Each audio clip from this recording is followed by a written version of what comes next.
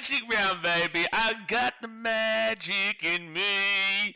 But we're going to need all of God's help for today's game with the Cronulla Sharks versus the Canterbury Bulldogs. Gee whiz. Hey guys, how you going? Today on BKRsport, we are live for another absolutely massive round of Rugby League.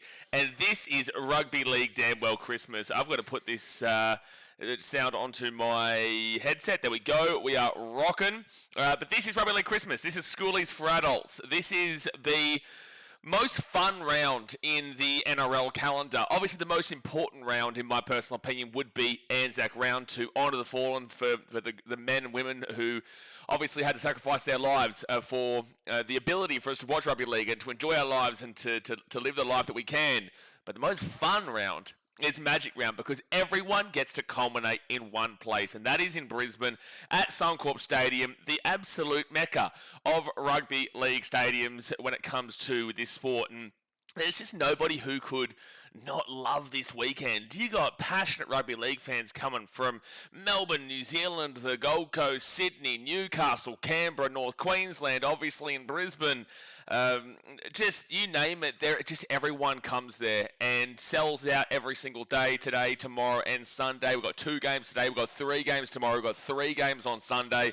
It's going to be such a massive weekend, and if you haven't been to a Magic Round yet, I'm telling you, in some time in the future, obviously Brisbane has just been locked down until like 2032 when the Olympics are on, for Magic Round. Magic Round just is Queensland. It just is. Like, New South Wales obviously has its grand final and has plenty of games each week with so many teams down there in Sydney. I do feel like New Zealand deserves something. Obviously, Melbourne, Perth, Adelaide, and whatnot, they do get an origin each year, which doesn't really make sense, but it is what it is to grow the game. But Magic Round just simply is Brisbane, and I can't wait for it. I really can't, because this should be an exciting round. Obviously, we've had some really massive news this week as well with Ivan Cleary that I do not trust. I do not trust that he is retiring. I don't trust it. We'll see if it's true or not. We'll see. I just find it so odd, the timing. The timing of randomly, out of the blue, next year, Ivan Cleary is meant to be retiring from being a coach in the NRL. Well, it's just really, really convenient that we've obviously seen 2 big sightings of Jerome Luai and Alex Johnston. I do understand they've got a coach there planned. I'm just throwing it out there that I don't trust shit in regards to this. Maybe it's to England, maybe it's to Papua New Guinea, maybe it's to any. I don't know what's happening, but I don't trust it. It's too out of the blue, man, and it's just too convenient timing in my personal opinion. But we will see. We will see. Maybe it could be wrong, and I probably am wrong in regards to that, but you know what I'm thinking. You know there's a little bit of something in the air, that something else is going on here with Ivan Cleary. But all right, let's get into this round here, guys, and let's start talking through, obviously, this game, and then we've got 7 other games to get through. Don't forget, next year, the Perth Bears will be involved, so there'll be another game next year. There won't be a bye for Magic Round. We'll have 9 full games on offer. This round, unfortunately, Canberra, you are obviously not here. The Canberra Raiders have got the bye. They're actually, funnily enough, the most successful Magic Round team. The Canberra Raiders, they've won the most games when Magic Round is on. It is a surprise that the minor premiers from last year would receive the bye, but I also believe that when the NRL is deciding the bye for Magic Round, it comes down to social media interaction the year before. The issue is that irregardless of the social media interaction each year, they're never going to say no to the Broncos. You're never going to see a Dolphins bye here. You're never going to see a Cowboys bye, and you won't see a Titans bye because they're 4 Queensland teams, and this is in Queensland. I refuse to believe the NRL would ever take that bullet and give a bye to a Queensland team for Magic Round. So unfortunately, so far we've seen, I think the Dragons have missed maybe, I think they've missed once. I don't know if it's twice. Once. The Raiders have now missed one. I think the Knights missed the first one, if I'm not mistaken. And then there would be, I think, another team. Anyway, long story short, I just don't see a Queensland team ever receiving a bye when it's in Queensland. And I also don't ever see the Warriors having a bye because they know how much of an audience will come on Sunday. I'm telling you, the amount of Warriors fans there on Suncorp against the Broncos is going to be absolutely mental. Obviously, on Sunday, we've got plenty of interesting games there. Very interesting games, especially the final game of the round. But all right, let's get into the round that is to come here, guys. Obviously, smack that thumbs up button, subscribe if you're new around here, get in the chat, let us know what your thoughts are, and let's do it. So the Sharkies, they take on the Bulldogs tonight.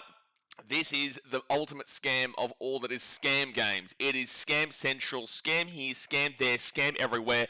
Argue it with me, please. Feel free to tell me why this is not. This is the ultimate scam game. Whoever loses actually wins in the ultimate scam game. Then we've got the Rabbitohs versus the Dolphins later on tonight. Interesting game there because Latrell Mitchell is back for the Rabbits and they've been high flying. They're up there in 4th position, but the Dolphins, they've been getting into a little bit of form themselves. Not like amazing form, but like they've been winning games. So this is an interesting one later on today that could go absolutely down to the wire. And then tomorrow, we've actually got some really, really cracking games. So at the beginning of the season, I did like a Magic Round wrap. When we got the official, or maybe the end of last season, sorry, in like November or something like that, we did a video talking about Magic Round. And when the draw was announced, and I said this Tigers-Manly game just looked absolutely dog shit pre-season. It really did. And it did. Like, you can't argue it. Like, before the year started, with how people thought these two teams would be, this looked like an absolutely awful game on offer. But Tigers-Manly tomorrow could actually be a little bit of a sneaky. The only issue is the Tigers are quite injured right now. They do get Terrell May back, but they've still got quite a few players out, like Uppy and Dream Buller and the likes, right? So, geez, you know, Manly have been in some great form, obviously, under Fosbull. That could be a cheeky little game tomorrow. And then you got Roosters Cowboys, which pre-season I said, it's going to be a blowout either way here. I just thought that this game had a blowout all the way either side. And I think we're going to be spot on because the Roosters, and I said the Cowboys could actually maybe even sneak an upset there pre-season. I don't think so this time because the Cowboys have a lot of injuries. My goodness, they've lost Jason Taumalolo, one of their best players, if not their best player this year, and Tom Dearden. You know, so they're in a whole heap of trouble, and they got up against a red-hot Roosters team right now. And then we've got the Eels versus the Storm to finish up tomorrow night. Obviously, we've seen this game play out once this season, 52-4 to the Storm down there in Melbourne in round 1. Before they went and beat the Dragons, and they went on a 7-8 game losing streak, the Melbourne Storm. So, you know, this is a very different time of the season to when we did see the Storm slap through the Eels. But I don't know, I feel like this could go down to the wire tomorrow.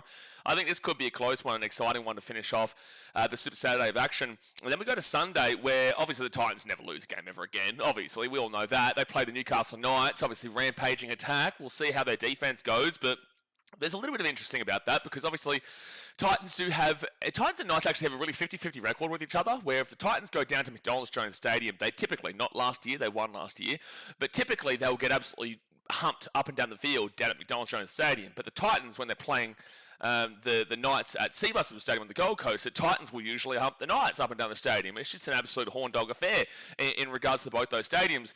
This is obviously Suncorp. The Knights you would obviously favour with how they've been playing this season, but there is still a little bit of something about that with the fact the Titans have started to try and adjust their direction and adjust their team. So I'm excited about that myself when usually I know what's going to come. And I do know what could happen there, but with that being said, I do genuinely give the Titans a sneaky little chance there. And then we go to the Warriors vs Broncos. What a game.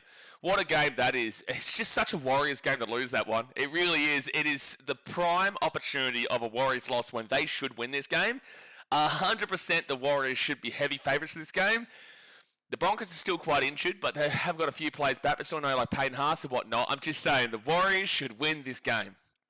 And when you say the Warriors should win this game, they usually don't, so be careful of that one. However, I will be taking the Wars there, but what an atmosphere that will be at Suncorp for Magic Round. And then we've got the biggest game of the lot. Oh my gosh, to end the round. Like if you thought, like, okay, let's decide the final game of Magic Round. Let's really get everyone hyped up after a massive weekend of footy. Let's really get everyone pumping, chirping, just really get them going all over the place. So excited. We've got the Dragons versus the Panthers. Oh my gosh. You know, oh my gosh, first versus 17th. Oh, upset central. And when I talk about upset, I mean we're going to be upset for having to watch it because that game could have 70 points in it from the Panthers in the first half. Yes. If the Panthers play to their standards and the Dragons play to the same way they've been playing this year, welcome back, Kyle Flanagan. But if the Panthers play to their standards and the Dragons play to the standards that we've seen from them this season, that could have 100 points in it. Yes. So I'm terrified that that's the last game of the round. But at the very least, it's going to be a big weekend. So hopefully that one doesn't really matter. And then obviously the Raiders have to bye. So like I said, big weekend here, lots to play for. Obviously, we are really starting to get into the grind of the season now. We're not at the Like, you've got to wait till after Origin to really start giving a shit about this ladder. Like, obviously, you still care about the ladder and whatnot, but you don't really care about your ladder until about round 17 or so, round 16, 17, also 17. And then it hits you in regards to the first 17 rounds. So, like, this all still obviously significantly matters, but you don't really have to kind of look at it and care about it until round 17. And then you're either like, well, shit, we're not going to make the top 8, or shit, we need to get a move on right now, or we're playing for a top 4 spot, we've got to crack on, or we're trying to lock down that minor premiership or the top 8 kind of deal. So, round 17 is when you really start caring about that ladder. But for the time being, there are still 2 fraud alerts, and I promise you right now, whoever wins this game and comes on this ladder, you are staying on scam. I do not care. Whoever wins this game here today between the Sharks and the Bulldogs, it does not matter. You will come onto this table. You will come into the top 9 here. But you are not coming off of scam. I refuse, because you are both currently on scam. Beating another scam team does not then justify you coming off of scam. Argue it. Tell me in the chat why I'm wrong. If you beat another scam team, I'm telling you right now, you are not coming off of scam. No way. Because I know full well next week, whoever wins this game probably just loses. Even if they should just win. Even if they should. I just know who do they play next week. We've got the Sharkies with the bye. Probably lose, to be fair. And Bulldogs versus Storm. Oh, well, surely not. Well, jeez. One game against the Tigers, which didn't ultimately convince me. We'll see. But one game against the Tigers isn't ultimately just going to tell me that, the old Storm are back. But, all right, let's get into this game here today, guys. Like I said, hit that thumbs up button, subscribe. Let's do it. So this is the first game of Magic Round. Obviously, we had the Women's Origin last night, which New South Wales won. But this is the official start of the NRL for Magic Round. The Sharks come to this game from 10th. The Bulldogs come to this game from 13th. And this is at Suncorp Stadium in the old Bris Vegas. Now, plenty of ins pointed out. Plenty of shaking all about here from both these teams. The ins for the Sharkies, you've got Braden Ueli, Jaden Beryl, Jesse Ramian, and Ronaldo Mulitalo, with the outs being Blake Brayley, Cameron McInnes, Oregon Kafusi, and Riley Jones. You go to the fullback, William Kennedy, with the wingers being Samuel Stonestreet and Ronaldo Mulitalo, centers of Jesse Ramian and Cale Iro. The 5'8" is Braden Trindle, with the halfback Nico Hines. The front row forwards are Adam Fanor-Blake, who is the captain, and Toby Rudolph, with the number 9 being Hohepa Poru. The back row is Britt Nakora and Teague Wilton, with Jesse Colhoun as the lock. And then the interchange, Jaden Beryl, Siasifa Talakai, Billy Burns, Thomas Hazleton, Moeni Hiroti, and Braden Ueli, with the coach being Craig Fitzgibbon. Couple of big outs here. So obviously, Blake Brayley is a massive out there. I think that's a concussion, I believe, that he got from last week. I think he failed a HIA, if I'm not mistaken. If I'm wrong, please let me know in the chat. But I'm pretty sure that is the reason why that he is gone here. So obviously they've brought in Hohepa Peru. This is interesting. That will be a real big tester to see what they can do here, because Blake Brayley is one of their best players. But the big in is obviously Ronaldo Mulitalo coming onto that wing. He does just provide that extra threat. Obviously, the Dogs are not the same defensive team as they have been in recent years. And realistically, Mulitalo should probably get across the stripe here today with how that Dogs defense has been. This game, Sharks defense has been dribbled as well, to be fair, but this game has pre-season, like last year and whatnot, you would think this game goes under massively. Like, it just goes massively under. Both teams very good defensively last year. I think Bulldogs were obviously first and Sharks were, I think, 4th or 5th. Both very good defensive sides. This year, the Sharks currently have given up 244 points, which is behind the Panthers, the Warriors, the Roosters, the Rabbitohs, the Manly Sea Eagles, the Tigers, the Dolphins. So they're already into 8th. The Broncos, so they're into 9th. The Bulldogs, so they're into 10th. The Titans, so they're into 11th. The Sharks' defense this year so far is behind the Titans. Should that worry you? Yeah. Yeah, it should. Like, I will put a little bit of a disclaimer here and say that the Titans have really emphasised on improving their defence, and we have seen in slight moments this year a better defence from the Titans. It's not an amazing defence, but it's a better defence from the Titans. But also, you put 50 past them in round 1. So you put 50 past the Titans in round 1, and yet you currently have a worse defence than the Gold Coast Titans. That should really wake you up to where this Sharks team is at right now. So when you complain and criticise about the Sharks being on scam, and you see us criticising the Sharks every single week, now you should get it. Because you put 50 points past the Gold Coast Titans, 50, and yet they currently have, who are in second last, a better defence. than the Sharks. That's crazy. So anyway, the Sharks, they're in a 10th for defense, whilst the Bulldogs, on the other hand, they've given up 238. They're in 9th for defense. They're only just in front of the Sharks there by quite literally 6 points. That's it. And they're also, hey, Bulldogs fans, you also have a worse defense than the Titans this year. So now you understand why we say these two teams are scammers. Because we expected these two teams to be very good defensively. You know, whilst the Bulldogs, we know over years now that their attack is not exactly unbelievable. We know their attack is struggling, not to the extent of it has this year. We'll get into their attack in a second.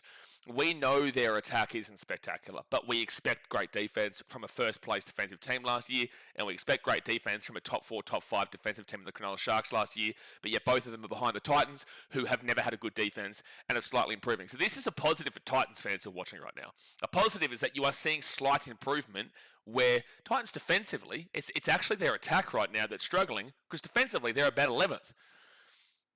Defensively, they're above the Storm, the Eels, the Dragons, the Bulldogs, the Sharkies, the Raiders, the Broncos. You know, like the Knights right now, the Cowboys. This is a thing. Like, there is actually, I'm going to actually remind myself to talk about this. That's actually pretty cool, because you never usually say this. You're aiming low here at the Gold Coast. We really are aiming low if this is what we're celebrating. However, it is something we've been asking for a long time. Anyway, that's a whole conversation about the Titans, not about the Sharkies here. But anyway, you understand the fact that we're talking about this is a problem. They beat the Titans 50-10. They lost the Panthers 26-6. They lost the Dolphins 38-10. They beat the Raiders 34-22, and they beat the Warriors 36-22. And then they come back down and lose 34-22 to the Roosters with a bye. And then they lose the Cowboys 46-34. And then bang, they're back. 52-10 over the Tigers. Very injured Tigers team, but also 52-10 win against the Tigers. And then you lose 36-12 to the Rabbitohs, who are very injured. So your team is a scam, and we need to see you start performing to the expectations, because I've been saying for probably about a year and a half now, on the channel, that I'm not believing in Craig Fitzgibbon. I'm not.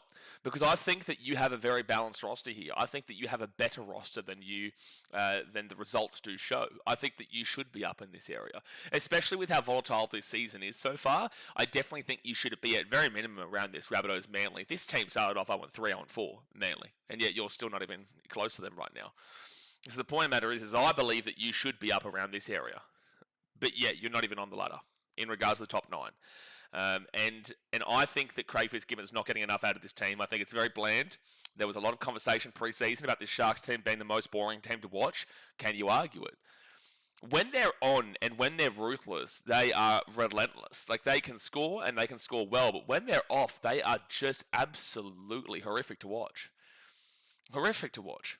And that's why it's terrifying, knowing that we're about to have to go through 80 minutes of this game here against a team that will be given the same criticism. It's not like the Sharks are going to be the only ones criticised for being bland and boring to watch right now, because the other team here today is also going to face that same thing. But we all know how these two teams can perform, but they just simply aren't performing to the standards we expected them. So big change there of obviously Blake Brayley going out and them having to play Hohepa Peru in that starting hooker with Jaden Beryl off the bench.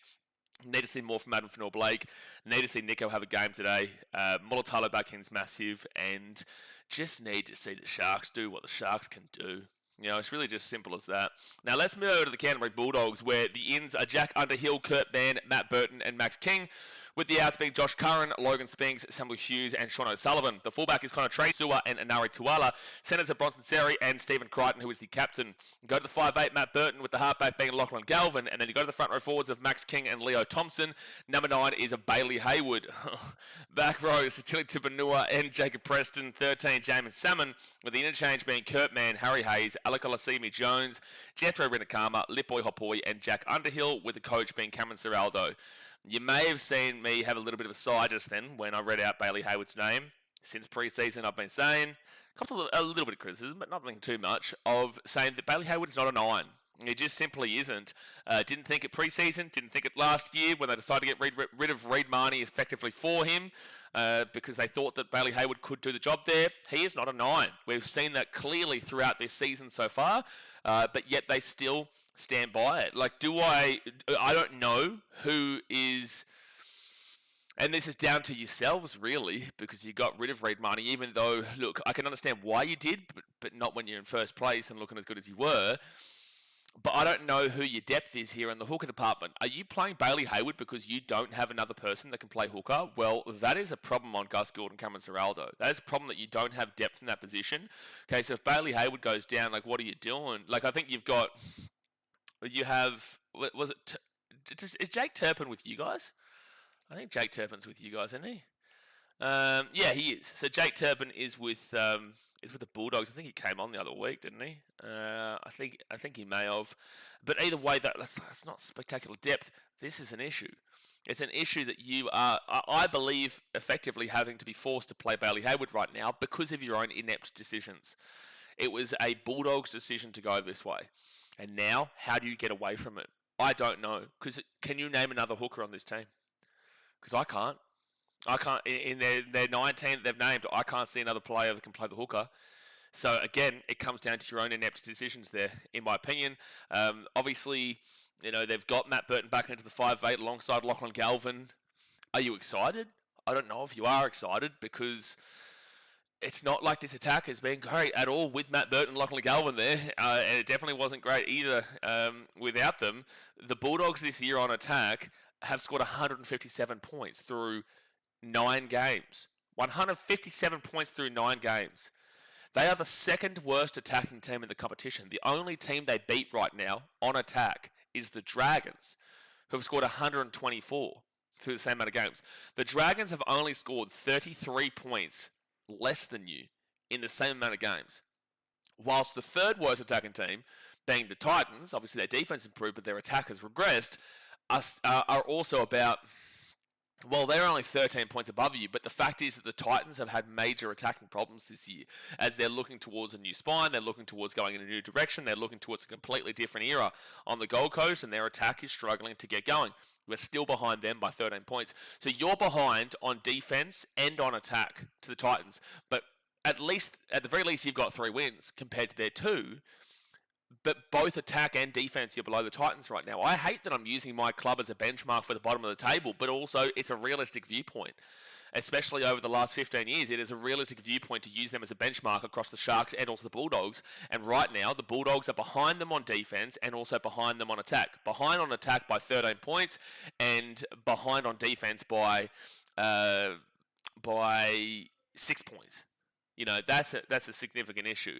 But specifically in regards to the attack, like, you go across the Dogs game this season, 15-14 over the Dragons, kind of like, okay, cool, you got the win, but also the Dragons haven't won a game this season yet. You beat the Raiders. They struggled starting like 1 of 3 to start the year. That wasn't spectacular, but at least you got the win. But again, still not getting over 20. And then you lost to the Knights quite well, 24-16 at home. You lost to the Rabbitohs also at a core stadium, 32-24. That was the Rabbitohs home game though. At least he got past 20, but it was also a consolation 20 because he didn't score until it was like 32-18. You had 18 points at halftime and you didn't score a try until like the 79th minute or whatever it was. Then you went and randomly beat the Panthers 32-16, which is the most random result of all time because the Panthers haven't lost another game this season, but yet you've beat them, but yet you lose to the Parramatta Eels the next week 38-20. How do you lose 38-20 the week after? How do you lose 38-20 to the Eels, who have been dreadful this year? But the week beforehand, you beat the Panthers 32-16. That doesn't even make sense. It really is just a nonsensical couple of results there. And then not only that, you go from beating the Panthers 13 plus loss to the Eels, but then a 13 plus loss to the Broncos, who had Tomo from the Bottle playing in the fullback position. They had nobody in that game. And the Broncos whooped them 32-12. And then they lost 28-12 to the Cowboys, where the game was actually there to be won, but then I think it was Jonathan Sewer didn't pass the ball when it was 12-12 and they could take the lead with about 20 minutes to go, but the Cowboys ran away with it. And then obviously lost to the Dolphins last week, 44-12, when they were leading like 12-4 in the first 20 or 30 minutes of that game. I think the first 30 minutes of the game dominated possession and then just fell off an absolute cliff. They fell off Mount Kilimanjaro and the Dolphins ran rampant in the second half. And that's something the Dolphins have been positive this year, where they are building and earning their attack. They're not just attacking from the outset. They are defending and earning their right to attack attack, and then when they attack, they go bang. It's a really good thing the Dolphins are doing, and I'm actually quite excited about for them.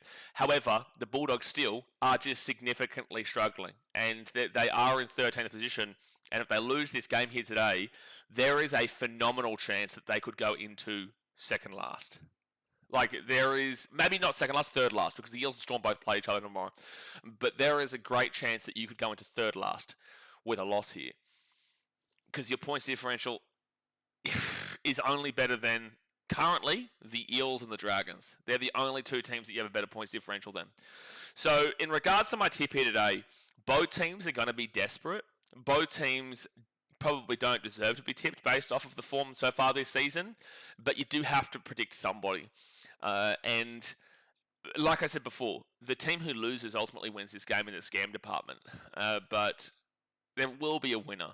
And I just think that surely it's the Sharks. Surely it's Cronulla, because they've at least shown some positive signs into the attack this year. Like, at least sometimes they can hit that fitty bomb. Whilst the Dogs just, like, if we compare the defenses, again, the Sharks are on 244, the Bulldogs are on 238. It's effectively the same. It's only 6 points difference. There's nothing in it. But then on the attack, the Sharks have scored 256 points, the Bulldogs 157. So Sharks have scored 99 more points than the Bulldogs this year. So you surely just have to bank it off of that. Now, when these two teams played, I think on round 27 last year, Bulldogs fans tried to use an excuse, the season's already done, whatever, we're just going to the finals. Yeah, well, the finals didn't work out for you. You lost back-to-back straight sets. But you had a game against the Sharks at home, and I think they beat you quite convincingly. I think it was only a 12-point game, but the game was ultimately, maybe 24-6 or something like that. And the Sharks won that pretty convincingly overall. And that was a significant disappointment to really wrap up what the season was, where the first half was really positive and the second half was really disappointing. And obviously we know how the finals here go. I just think that surely the Sharks win this, but you can't write the Dogs off because they do have the talent there, but it just hasn't been working with Adam O'Brien as their attacking coach, which never made sense. With the changes that they made halfway through the year last year, where I keep saying what is one positive that the Dogs have made since those halfway through the year changes last year, I can't pick out a single one. I can't think of a single one right now to say anything positive in regards to the decisions that the Dogs have made since halfway through last year. And when we're talking about these things, for Dogs and Sharks fans, this is not an insult at your club. It is an insult at the decisions and the situation that you're currently in that is at your own expense. You have done these yourselves. It's not anybody else's fault. The Sharks are doing this themselves, and the Dogs' decisions are their own. You've got to hold accountability. From an outsider's perspective, I'm just speaking from that. I'm just speaking from an outsider's perspective. From obviously, we watch every single game here on the channel. We watch every single game, and it's pretty difficult to argue in regards to what we are saying. But if you do disagree with anything, please let us know in the chat. But overall, I tell you, it's going to be hard to disagree and go against the overall notion that this game represents. However, I'm going to take the Sharks 1-12 and say that surely they get the job done here. Could it be a 13 plus either side? Yeah, it could. You don't really know what's going to happen here today. You think you know, but you don't really know. But the Sharks really should be coming out on top here. Whoever loses this should not even be in conversations for top 8. They really shouldn't. They really shouldn't. Whoever loses this game really shouldn't be in the top 8 conversation. There's a long way to go, and both these teams could definitely still make the top 8. But it would just be such a high emphasis on what this first 10, 11 rounds has been for you to come in here and lose this game here today. And that's for both teams. So let's get into the ladder now. I'm taking the Sharks 1-12, but obviously not convinced whatsoever. The Sharks, they're on 10 points, equal with the Dolphins and also the Broncos. The Broncos have a plus 20. The Broncos have a minus 27. The Sharks have a plus 12, and the Dolphins have a plus 21. If the Sharks are to win this game, the Dolphins do play the Rabbitohs later on tonight. But if the Sharks win, they would go equal with the Knights, the Cowboys, and the Tigers, and Manly Seagulls on 12 points. Plus 12, they would go above the Knights into 8th, and they would go above the Cowboys into 7th, and they would also go above the Tigers into 6th, because the Tigers have a plus 12, the Cowboys have a plus 9, and the Knights have a plus 4. Manly, however, have a plus 79. So you need a switch of about 70 points there. Good luck with that happening. I've got Manly to beat the Tigers tomorrow with all the Tigers' injuries. So the Sharks would go into 6th. However, Tigers do play Manly. Cowboys do play the Roosters, and the Knights do play the Titans, with the Dolphins playing the Rabbitohs. On like odds-wise, just to straight up go with odds, I'm pretty certain the Dolphins are favourites of the Rabbitohs. The Knights are favourites of the Titans. Roosters would be favourites of the Cowboys, and Manly would be favourites of the Tigers. So based off of if those results go to plan in regards to the odds favouritism, you would finish off this round in 8th position, but you've just got to really start to improve on that points differential because you don't want it to come to... It's so close with points differentials between 6th and 10th right now. Very, very close. 12, 9, 4, 21 and 12 is so close between those 5 teams. So you need to start really considering your points differential there. If you lose, however, so again, if you win, you go into probably 8th based off of odds, but as high as 6th. If you lose, well, the Broncos play the Warriors. If the Broncos were to win, then they would go above you. You go into 11th. You're probably not dropping out of 11th, though, because the Raiders, the Bulldogs, and the Eels could all go equal with you, but the Raiders have a minus 78, the Bulldogs have a minus 81, and the Eels, they're minus 118. Like, what are we doing? So the Sharks, if they lose, the lowest they'll go is into 11th, unless they get absolutely romped here. But still, it's just super unlikely. But yeah, 11th is possible. But also, Warriors are favourites against the Broncos, so you could also just simply finish in 10th. The Bulldogs, on the other hand, they're on 8 points, equal with the Raiders and also the Eels. They're on minus 81, whilst the Raiders are minus 78. They have the bye, though. And then the Eels, they've got minus 118. So if you win this game, you've got to just straight up imagine the Raiders are now equal on 10 points with their bye, but their points differential is not great, so they'll stay in 12th. If you win this game, you just need to win by 3 points or more to go above the Raiders into 12th position on 10 points. However, you need to win by dead set like 60 to go above the Broncos, unless the Warriors absolutely slap through the Bronx. So you just need a switch around of about 54, I think it is. If you can have that switch up between the 2 games, you can go above the Broncos, but I just think it's unlikely here. So I feel like if the Bulldogs win this game, the highest that you're going to be going into is still just into 12th position.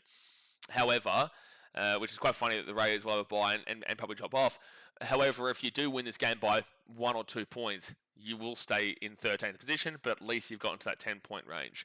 If you lose this game, however, it'll get spicy. So the Eels, they play the Storm. Not a 50-50 game by any stretch of the imagination. Probably 60-40 the Storm. Maybe even 70-30, but like I do feel like the Eels will turn up there. That's why I've got the Storm probably 1-12. Also could be 13 plus based on what we've seen so far this season in that round 1 matchup. But if the Eels were to win, then you would go into 14th position. That's the bottom 4. Welcome there. The Eels obviously play the Storm, so that would then null and void what happens with the that. And then obviously the Titans, they play the Knights. They're going to minus 62, so that's already better than the Dogs. So if the Titans were to win that game, the Dogs lose, you would go into 15th position. So no matter what here, with a loss, you would drop into the bottom 4 because the Eels and Storm both play each other. The Storm have 6 points. They're 2 points below you, but they're also on minus 34. If you lose and the Eels win, so it's not, no matter what, if you lose, you are in the bottom 4. You will be in 14th, and then you've just got to hope the Titans don't beat the Knights, because if the Titans beat the Knights, you will go down into third last. So that's really starting to bring you back to recent years, prior to when the early hype of Seraldo and Stephen Crichton, all that came. Obviously, the Dogs were in a really, really difficult time and did win the Wooden Spoon in 2021. Super close to it in 2020 as well. It was definitely some hard years post those Desi Hasler 2012 and 2014 grand finals. But then they finally got back into the fray in the last couple of years, and now they're back amongst the dribblers. So this is a very desperate win for the Dogs, but it's also a very desperate win for the Sharks. And that's why it's such a hard game here to actually decide who genuinely just goes on and wins it. It's such a difficult game. But all right, let's get into the chat. Let's see what you are saying. Obviously, guys, hit that thumbs up button. Subscribe if you're new around here. And hopefully we get a good game here. Hopefully. But at the very least, Rabbitohs Dolphins later on could be a cracker. That could be. I'm probably going to take the Rabbits 1-12, but that could go either way. It really could. It just comes down to what Dolphins team turns up on defense early, because the Rabbitohs are a very high attacking team, and defensively are on and off. Like, they can have an amazing game defensively. Like, for example, Sharkies last week, they were really good defensively. And also the Tigers game earlier in the season, they're really good defensively where the Tigers threw everything at them, but also they've got a lot of points they can concede as well. So they're either on or they're off in regards to defense, but their attack is typically always on. And that's what's good with the Rabbitohs. And I'm telling you, when Payne Haas comes in next year, I know they lose Keon Kalamatangi, but they're making a massive upgrade in regards to the front rowers. Their only issues is halves, and I'm telling you, the Rabbits can win the comp next year. 100% they can win the comp next year. But all right, let's get to the chat. Eden says, let's get Magic Round underway, lads. We are underway. We are absolutely underway here for Magic Round. Actually, let's quickly get some try scorer predictions here as well. So in regards to the Sharkies, I'm probably going to back in a Ronaldo Mulitalo back from injury, first time in a while. It may be a bit of a bold selection here, though, because ACL, he's been out for a long time. It might take him a little bit to trust his body again. However, I'm still going to back in a little bit of Ronaldo Mulitalo, but I don't mind a Nico Hines shout too. If I was to go like crazy value, I think Nico Hines is a great shout here. But also, I'm probably just going to lean with more. No, you know what? I'm going to go with the Nico Hines shout. Mulitalo back from ACL. Maybe it takes him a little bit, but I think that he does score. If he is fully fit, fully healthy, and trusts his body, I think Mulitalo should absolutely score here. But I'll back in Nico Hines for a little bit of value. And then for the front row, or for the forwards in general, geez, Briton Okora, you got to start turning yourself up, dude. You've really got to, if you want that Queensland back row spot, this is the time to do it, because the Origin squads will be announced at the end of this weekend. New South Wales on Sunday night and Queensland on Monday morning. You've just surely got to expect that Briton Okora is going to turn up here and show what he can provide. So I'm going to go with Briton Okora with an Origin spot on the line. Also, Adam Fanor-Blake is playing for a New South Wales spot, but I think he's effectively going to walk into that with the injury to Payne Haas. So I'll back in Briton Okora again, but he disappoints me a lot, and Nico Hines. And then for the Bulldogs, Stephen Crichton has been just awful to watch this year, despite the fact that I think that he is one of, if not the best centre in the game when he's fully, at his best. Connor Tracy, has his moments. Galvin's been scoring quite a lot this season. Maybe I might lean with a little bit of Connor Tracy. I might sneak in a Connor Tracy here, yeah. I do fancy Galvin on the basis that he has scored quite a few tries this year. However, I'm going to take Connor Tracy in the back line. And then I think Jacob Preston's nearly a guarantee. I think Preston should be scoring here tonight. He is one of their best players. If he gets the ball enough, he can definitely break through this Sharks line. And I just feel like Jacob Preston should be the guy there. So I'll go Jacob Preston, Connor Tracy for the Sharks, and I'll go Nico Hines and Briton Nikora for the old... Connor Tracy and Jacob Preston for the Bulldogs, and then Nikora and Nico Hines for the Sharkies. Dude says, wicked that it's happening in 15 minutes from me. Get around it. Dude says, are you going to any Magic Round games? Bro, I'm based in Vietnam. I'm in Vietnam right now. Unless Magic Round is currently in Saigon, Ho Chi Minh City, no, I will not be there.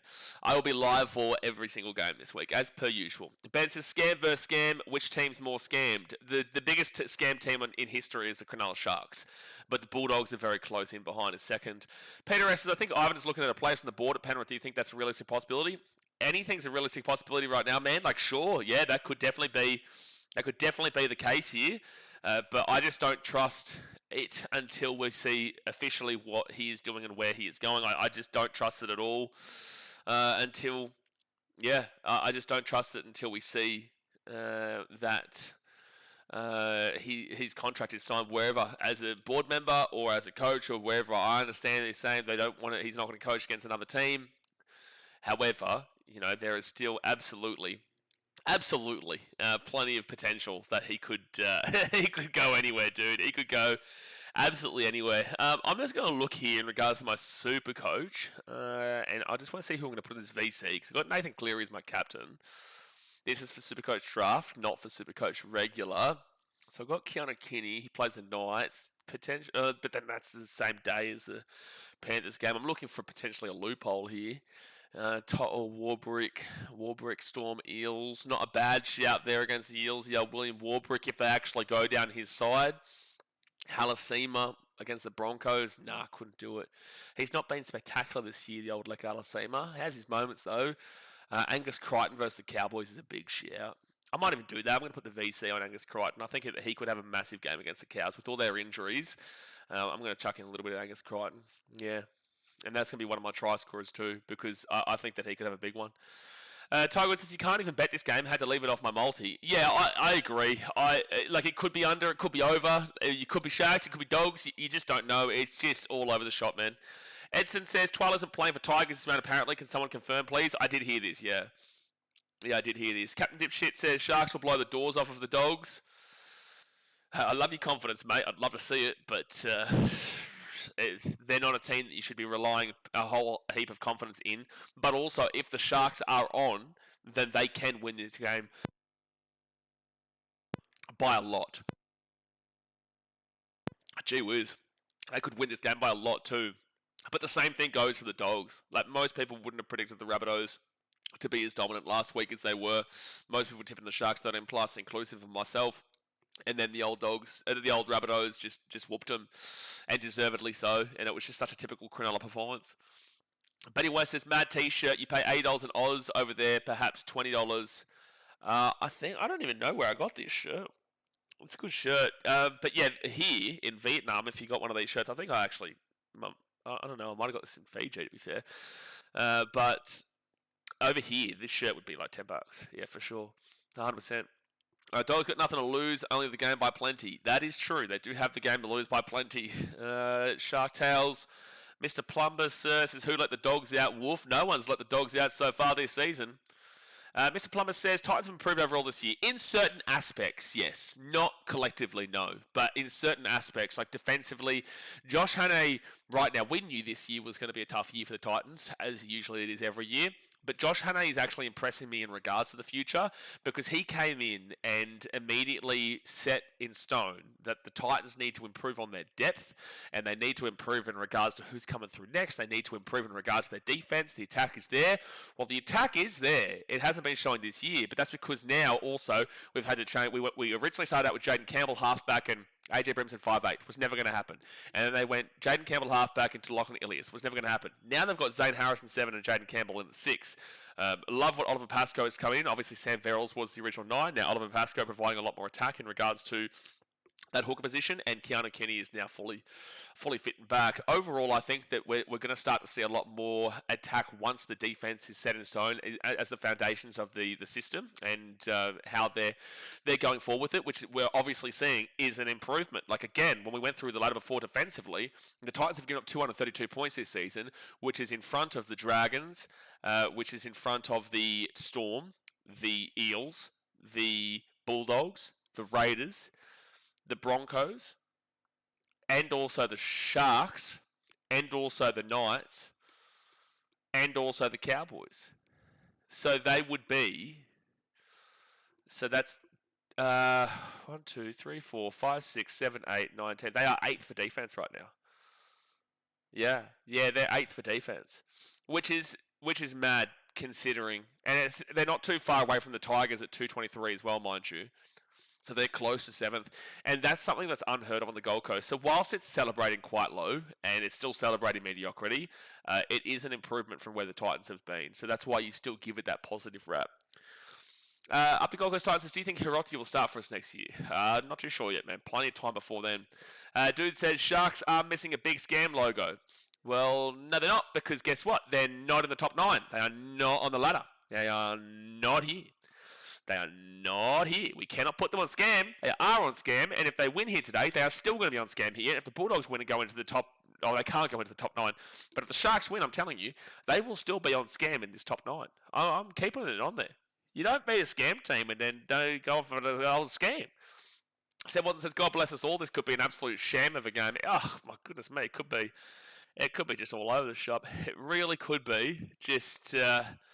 It really could be the worst game of all time, but it also could be an exciting one because both teams are desperate. And we're going to think hopefully like that. Ben says, the Galvin press and combo can sometimes work in attack, but only very rarely. Well, I wouldn't say very rarely. Seb Watson says, Dogs are so shit they will be asking for salary cap dispensation with Perth.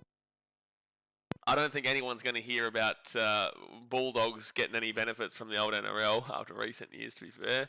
Get on your short note. Ben says, whose defence would you say is better currently? I know you talked about the positions of defence earlier, but going by last week's performances from both teams, who is the less awful defence? They're both the same.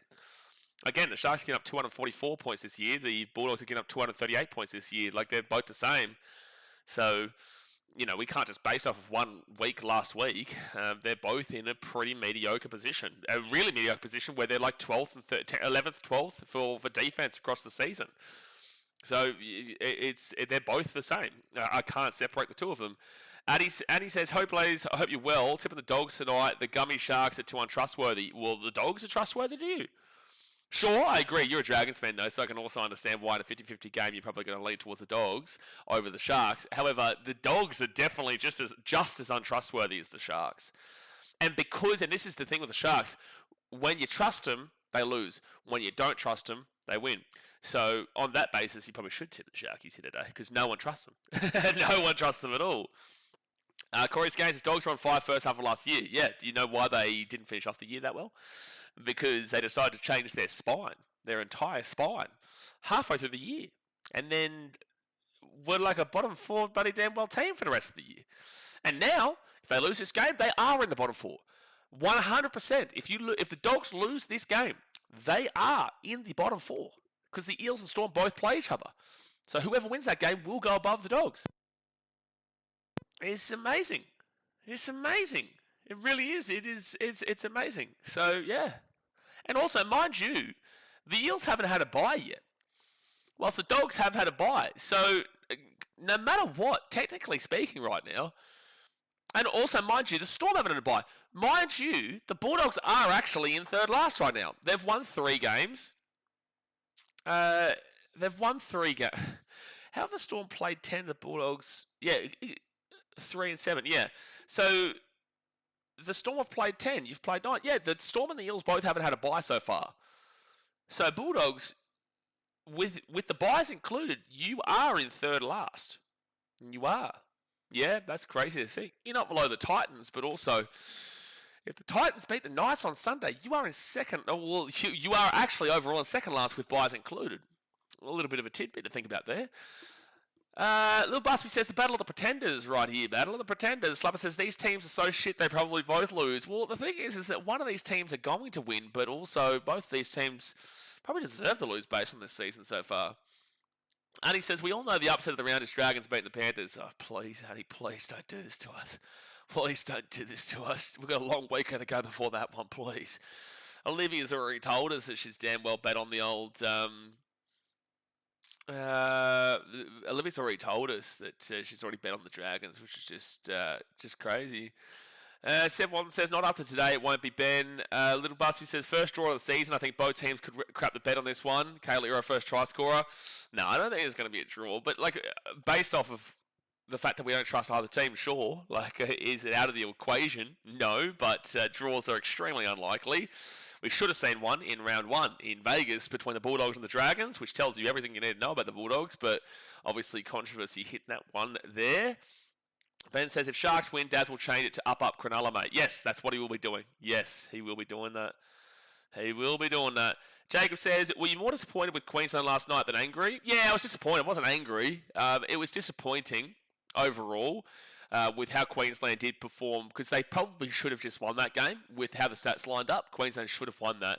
But obviously Jasmine Peters didn't have a great game in regards to out that right-hand wing. She would have 100% scored and led the game, and Queensland would have won had she just stepped inside of Jessie Southwell there. It was a pretty obvious decision, but for some reason players this year across the NRL and obviously at Origin, we're seeing players go to the corner, which doesn't really make a great deal of sense all the time.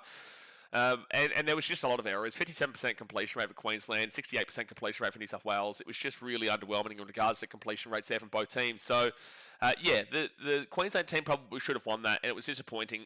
Definitely not angry. At the end of the day, this is a glorified pre-season Origin, and that's sad to say because women's game, the Origin, is weeks before pre-season starts in the NRLW. So it just doesn't make sense in regards to the timing, but it's also...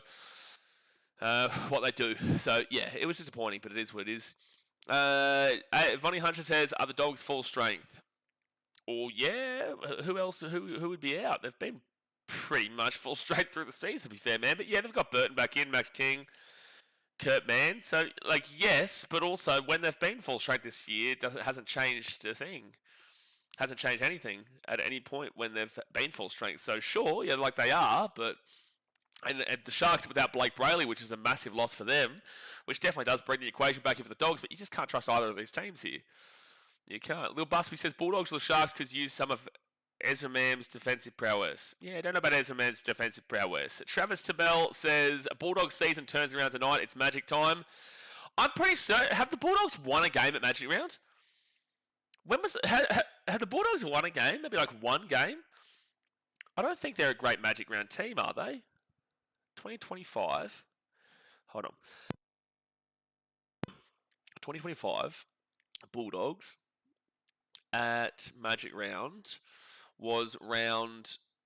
Oh, they won last year over the Titans. Yeah, so I think that might be their one. I don't think they're a great Magic Round team. They did beat the Titans last year. They lost to the Raiders 24-20 at Magic Round in 2024. In 2023, they played the Raiders and lost 34-30 at Magic Round. In 2022, they played the Knights and lost 16 points to 6 at Magic Round. And 2021, did we have Magic Round 2021? We did, didn't we?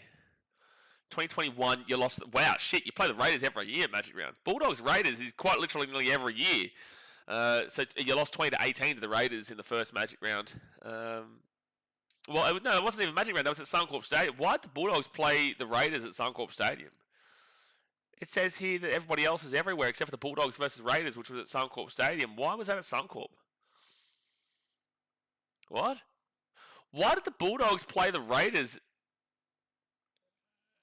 Oh, no, sorry. I'm looking at all the other games. Don't worry. That was Magic Round. Yeah, they did lose the Raiders. Sorry, I was looking at all the other Bulldogs games. I was like, none of the other games here at Suncorp. But no, they've played the Raiders 3 times and lost all 3 times at Magic Round. So, your first win ever at Magic Round was last year.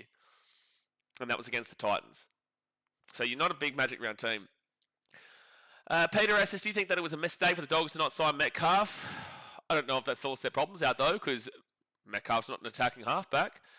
Look at the attack from Luke Metcalf and the Warriors, even when they're in the top 4. It was based off of defense. It wasn't based off of attack, so it doesn't even necessarily sort out the Dragons' problems. But hopefully that's a good sign of improvement. Hopefully that's a good sign for the future for the Dragons. But at the end of the day, I hope you're not expecting a massive attacking halfback. Because Luke Metcalf, when he was the halfback for the Warriors last year, before injury, yes, he was on top of the Dally M's, but also the Warriors were like 11th for attack. They were top 4 for defense, but 11th for attack. Lau says, I'm putting my last pair of holy underwear on the Doggies. Lau, I swear you were a Sharks fan, weren't you? I swear you were a Sharks fan. Now you're saying Doggies? Maybe I'm completely off it. Maybe you are just a Dogs fan, but for some reason I had Sharks fan. Because you always bring up the fact that my mum's a Sharks fan.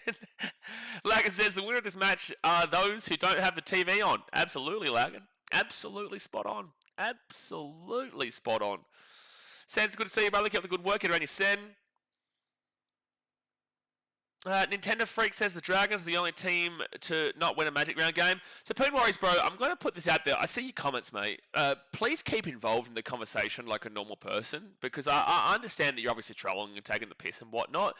But if you're not going to actually just involve yourself, we'll just probably have to get rid of you. Because as you can see here, everyone's talking about rugby league, and every comment that you're making is in regards to long time buddy sexual stuff in regards to Vietnam, and now in regards to saying good morning Vietnam outside.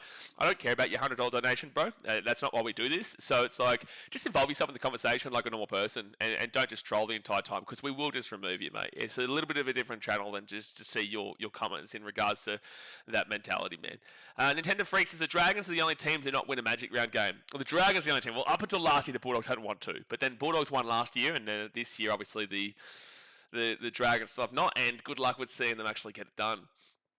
I am, that's why, Holy Undies. Yeah, but you said, so you are a Sharks fan, Lau. So I'm putting my last pair of Holy underwear on the Doggies. So, but that doesn't make sense. So that's like saying, I'm getting confused here, Lau. I'm getting confused. Can you please just confirm in the next comment who you support? Because I'm pretty certain it's the Sharks, but that comment insinuates that you're a Dogs fan. So maybe I'm just completely wrong. But I swear you're a Sharks fan. Brett says, is Up Cronulla mate a Magic Round? I don't think so. I'm pretty certain he'll be probably around. But he'll probably be too scared to drop a comment knowing full well that his name after today might be Up Cronulla mate. Parachips says Dragons 13+. And this is why we don't listen to Parramatta fans. Ben says, I don't think the Dogs have a great record at Suncorp in general, to be honest. Mainly against the Bronx. Yeah, 100%. 100%. Yeah, get around your Sam. Troy says, what time is game starting in Oz? It's nearly 8 p.m. New Zealand time. It starts in 5 minutes time, man. Starts in 5 minutes. So hit that thumbs up button and subscribe. The game starts in 5 minutes time. Brenton says, why is the Broncos game an away game? That has to be a joke. Whoever makes the rounds up. No, it is sensible. It is logistically possible. It is impossible to not give the Broncos the home game. It is impossible to not give it, because otherwise Broncos members would be entitled to their tickets here. So that means that on Sunday you would not be able to see many Warriors fans. You would not be able to see many Titans, Knights, Dragons or Panthers fans there, because all the tickets, all the seats are going to be taken up by the members. It's an entitlement. They are entitled to their tickets and their membership. So if the Broncos are given a home game Magic Round, they are entitled to a home game ticket, which means that you can't sell that many tickets for Magic Round because they are entitled to their seat. So you cannot give it to the Broncos. You also cannot give it to the Dolphins. Everybody else can have an away game, and everyone else can have a home game, but you cannot give the Broncos and the Dolphins a home game, because logistically you have to give their members the tickets to their seats, which means that all the teams that are playing on that day, you also can't sell 3-day the whole weekend tickets, right? So if the Broncos are playing home against the Warriors on Sunday, well, you can't give the 1-seat package that they do for the whole round. So like right now with Magic Round, they'll give you like a 3-day pass where you get the same seat all 3 days. Bang, this is where I am, watching it, beers, enjoy. But you can't do that if you give a home game to the Broncos, because they're entitled to their tickets. So that means that you would have to sit here and then sit here, and then they'd have to figure out individually where you're going to sit elsewhere, and then will it make sense in regards to, like, that's 30,000 or whatever members that they have. Not that all of them will go, but it's just impossible. It's impossible. You can't sell 3-day tickets. You can't sell individual. Well, you can sell individual tickets, but it's very limited. It's not possible. Does that make sense? Sepon says, try scorers Colhoun, Rudolph and Puru. This is why we don't listen to the English either. Alfie says, damn, your memory's A1, lad. Sharks fan. Captain Dipshit says, Bulldogs half-time, Sharks full-time. Don't mind it. I don't mind that at all. Don't put the life savings on it, but I don't mind it at all. Don't mind it at all. Lil Bastard says, it's because Brisbane is basically a New Zealand suburb with all the expats. Well, Gold Coast is West Auckland. And yes, there's a lot of Kiwis in Brisbane as well. But the Gold Coast is West Auckland for sure. Jeremy says, Doggy's going to dog it tonight, Sharks 13+. Well, they're both. I can't back in on. I'm just saying the Sharks win. I'm going 1-12 on the basis that I don't trust either of these teams. I don't trust a single team here. I don't trust a single one of these two teams, mate. Not a single damn well one. So I refuse. Yes. No, I refuse here. I refuse to sit here and expect that one of these two teams will win. As Larkin said, who was a Bulldogs fan, the winners of today's game are the ones that are still at work. Edson says, I got fully logged out of my NRL fantasy account. I literally had to make a new team in the last 20 minutes. No, that's coping. No, you're coping. Your team was awful. Now you want to create a new team, don't you? No, I see you. I see you, sir. Bulldogs have run out of the field here. They are out on the field. Matt Burton's 100th game for the Bulldogs. Tiger Hood says, do you think Sharks? I've gone Sharks 1-12, but I don't trust shit. If the Bulldogs play like they did against the Panthers, they win this game. If the Sharks play, that's a nice jersey for Cronulla, but wowee. I think the Titans are playing in their Chargers jersey this week, no? I think the Chargers-inspired Titans jerseys this week. Am I incorrect? Am I incorrect there? Well, the Sharkies are running out onto the field. Will we ever get a collab with Leaguey? Yeah, he will. We've already filmed a video together. I just haven't been able to put it out just yet in regards to the draft that we did. Myself, Leaguey, Isaac Issa, and Matty G, the Tigers fan. I was actually speaking to Leaguey last night. I can't remember why. Oh, that's right. We were talking about this game. We were talking about how this is a scam game. He was about to get on his flight to go up to Brisbane because he's up there for Magic Round. And he tagged me on something in regards to, I think, another content creator was saying, like, we don't know if the Sharks are good or not. And it was like, and Leaguey commented, tagging me saying, I think somebody knows if they're good or not. And I just replied with, it's not Ocean Protect Stadium anymore. It's Major Scammer Park. And that's what it is at Cronulla. It is Major Scammer Park. So obviously they're not playing at Major Scammer Park, but they're the home team. So this now turned into Major Scammer Park.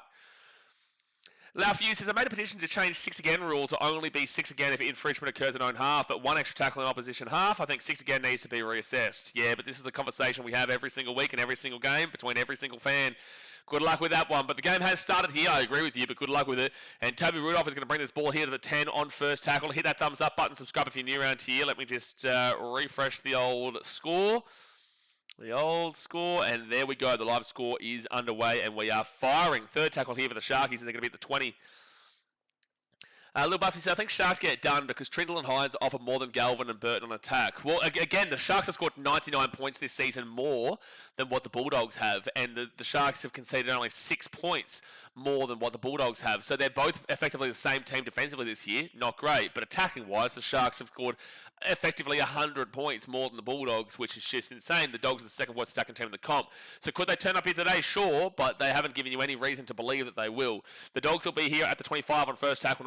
Not a great immediate set here from the Sharks to get us underway. I think they only got about 30 metres or so. Corey Skates, will there be a crash out during this game? You never know when a crash out's coming, but just wait to see how the game plays out, potentially. Highly likely. Jess says, good morning from a wet UK. See, now we're being honest, aren't we, Jess? See, now we're being honest in regards to the UK. Well, we watched the Manchester City versus Crystal Palace game the other night. Raining. It is what it is, Jess. You just got to own it. You just got to realise it. You've got to believe it. You've got to understand it. The Bulldogs will kick this ball down to the 15, and Samuel Stone Street grabs it and taken back to the 15 on first tackle. Now, if he says Nico plays too emotionally, when he feels off, he plays off and doesn't really thrive under public scrutiny. He's got all the skills under the sun. Oh, absolutely in regards to Nico. You know, I backed him in for a long time. I still have always believed he's a 6, but it might be too far gone now to bring him back to that 6 position. I think that he has just been solidified here, and that's why if this season doesn't pan out, I think you've got to move on from either Nico or Braden Trindle. And I wouldn't be surprised if Perth Bears do try to come in for a little bit of a slap, because when he's off contract, Nico Hines, he's not going to get that same $1 million contract at Cronulla. And I just think that right now, if this team doesn't work out with these halves, you might be seeing one of them become a scapegoat, and the Sharks move on from their halves pairing. And I personally believe it probably should be more so Trindle, but again, Nico's not going to get the same kind of hefty contract that he was once on, and I think Perth Bears could offer that. So that is an option there. However, I really like what Nico can do when he is on. I just don't know if it's now going to happen here at Cronulla. And I for a long time, I thought it was going to happen, but I just don't know if it's going to happen now. 4 tackle for the Doggies, and they're going to be at the 30. And I love Nico. I really do. I love him. I think that he's a good bloke. I think he has had a real tough stick at it with, that little stint in New South Wales, which really threw him under the bus because he only got to play 8 minutes there, and he was the scapegoat for the team. Obviously, the Sharks overall just don't put it in, and he's the scapegoat for this team. So it's really unfortunate for him as an individual. But that's the job. As part of the job requirement, especially when you're a halfback, you are going to be scrutinised a lot more than a front row forward is or a backline player is. The halfback is the key position to the team, and especially when you've got a guy like Nathan Clear in the competition right now that is showing you what it is to be a perfect halfback. Third tackle here at the 30, and they're going to go to Jesse Ramian. A massive run here for Ramian is away here. He got to the ball at the 50. That was a huge run by big Jesse Ramian. Big Rame Dog. Massive. Nico did win the Dally M, Peter, but also people have heavy criticism for the Dally M. For example, Jack White winning Dally M in 2020 despite being really good. Jack White, we all know about the issues that Sharks get this ball down to the 10. Chase is decent. Catch by William Candy, offloads it. Trindle. Try time for the Sharkies. I think it's knocked back here from the Dogs, and the Sharkies will score. Braden Trindle will score 4-0 here with a kick to come. Sharkies, up, son. They're in. They are in. Braden Trindle, and I know someone who just got rid of Braden Trindle in Supercoach because he was really killing them. And I've got to message him. She's going to hate this. Trindle try time. Rihanna. There we go. She's going to hate this. 5 minutes in, 4-0 Sharkies. That will be caught by Will Candy, and then he's going to throw this ball back. And I think it's a Dogs player who is then going to hit this ball backwards. It's Jamin Salmon. So Will Candy still got the ball. He'll flick it out the back, and it's going to be touched by Jamin Salmon there. And that was the worst thing that could have possibly happened. But either way, it was probably going to go to the hand of Trindle. Oof. Yeah, he gets it down. He gets it down. Yeah, I will make more of him, C8 Ben. I will make more of him. Battle of inconsistency, got the Bulldogs, but geez, this could go either way. It could, but I have gone Sharks 1 at 12, but also either way could go 13 plus. Seb's chess obviously lives up north. Well, lives up north, lives down south, lives east, lives west, lives central. Doesn't matter Midlands, doesn't matter where you are in England. It's always raining, son. It's always raining, champion. And I won't hear anything about it. What do you think of the Perth possible halves of Burton and Nico? Well, I still don't believe Burton's a 5'8". I still... Can anyone remember a time in this channel where I have ever argued that Burton is a 5'8"? Ever since Burton moved into the 5'8" of the Dogs, I said he's not a 5'8". Jazz Tamatea says, Bulldog Blaze, listening to you whilst on the move at the moment, tipping Sharks, but we'll see. Hope it's a good game. Bull of Anaka, get around you. Yeah, hopefully it's a good game, but that's an ominous start here for the Sharks because they've just gotten straight underway there with a great catch to Candy. You could have argued that Leo Thompson was actually infringing the play too. It probably would have been a penalty to the Sharks for an escort had they not scored, but they do score. Selling says, out of all try scorers, Trindle. Yep, out of everyone on the field, it is Braden Trindle, but he can have some big games. He can have some big ones. And Toby Rudolph is going to bring this ball to the 10. I just feel like Jacob Preston's a guarantee here for the Dogs here today. The Sharks' edge defence is really poor, but if the Sharks just keep playing to this standard, it's like they could win by 50. I don't think they will, but either team could win this 13 plus if they're on. They really could. But the Dogs probably don't have a 13 plus win in them. Besides that Panthers game, they just don't have that many points in them. So whenever you're down at the Dogs right now, you're always worried because you're like, I'm not guaranteed us scoring. Nico Hines brings this ball to the 50 on fit tackle. Good 50-metre set here. Berto can kick a ball in the halves, but besides that, exactly right. He can kick, but also you can have that third option. I really think that he should be a centre. I know that Dogs fans really like him having the ball, but also he's just not a 5'8", and now we're getting people saying halfback, and it's just like, stop it. Stop it. And it's really frustrating and unfortunate for the Dogs, actually, because they've got Mitchell Woods, who's a great player, but unfortunately he's injured more often than not. Third tackle now for the Dogs, and they will be taken back at the 20. Not great meters here at all. If Burton gets a try, easy. Well, the thing is that he can score a try, dude. Like, it's not like Berto can't score a try. He can have those little flashes of brilliance, but that's what he is. Like, he's not a consistent 5'8", and realistically, he is a good player, which is why he can still play any position, but in regards to the positions that he's given. But just because he scores a try doesn't mean that he's an amazing 5'8", but people always look to say, well, Berto scored, so he's a 5'8". Well, no. Not necessarily. I guarantee if he's in the centres, he scores more tries. I guarantee it. Brent says, so could you have Nico and Sexton in the halves? Probably better. Yeah, probably better. I think Berto re-signed with the Dogs, didn't he? I could be wrong. Third tackle here at the 50. For Cronulla, Kale Ero, they go to Jesse Colhoun, then off to Jesse Ramian, and Ramian's going to be at the 45 on fourth tackle. Trippers says, I'll stay a little Dog supporter, but yeah, rather disappointed the whole team set up. Completely agree with your views on things. Yeah, again, it's good that you understand that because it's not an insult, it's just an observation. So it's good that when fans of teams understand that it's not, criticism because of out of hate, it's criticism out of what we're watching and being observant in regards to it. First tackle of the Dogs doesn't mean it's right, but it's good to see that you understand that. The Dogs have they've dug their own hole from halfway through last year. When you are a team at the top, so Matt Burton now is going to bring this ball. Stephen Crichton brings the ball to the 25 on third tackle. When you are a team at the top, you don't want any eyes on you. You want nobody talking about you. You don't want anyone thinking that you're going to win the comp. You want to fly under the radar. The Raiders did it brilliantly last year, but unfortunately they just didn't have what it takes in the finals. But when you're at the top, you don't want anybody talking about you. Knock on there by the Dogs, and the Sharks get this ball at the 38. You don't want anybody. You want to be completely unknown. But yet the Dogs, on the other hand, they decided we want to be the biggest thing in media. We're going to get rid of our halfback. We're going to get rid of our hooker. We're going to bring in under very controversial circumstances, a very young half from the Tigers who is a 5'8", not a halfback, but we're going to force him into the halfback and we're going to drop Toby Sexton and we're going to remove Reid Marnie to bring in Bailey Hayward, who is not a 9, and he's our future in the hooker. They are their own worst enemy, the Bulldogs. They're their own worst enemy because Gus and Ciraldo and the board clearly believe that everything they touch turns to gold, but everything they touch right now is turning to shit, and they're not recognising it quick enough. They're just not recognising it at all. 10 minutes gone in the first half, 30 minutes to go the first half. Hit that thumbs up button and subscribe. Because they did a couple of good things, now they believe that everything they do is good. That's an issue. Third tackle here at the 15. And Peru goes off to Nico Hines, then to Toby Rudolph, and they'll be 8 metres away from the line, 4 tackle. They'll go back here to Nico Hines, then off to Braden Trindle. Trindle across here to Ronaldo Mulitalo. There's a try call. Try time for Mulitalo. Try time for Mulitalo, and this may get ugly here.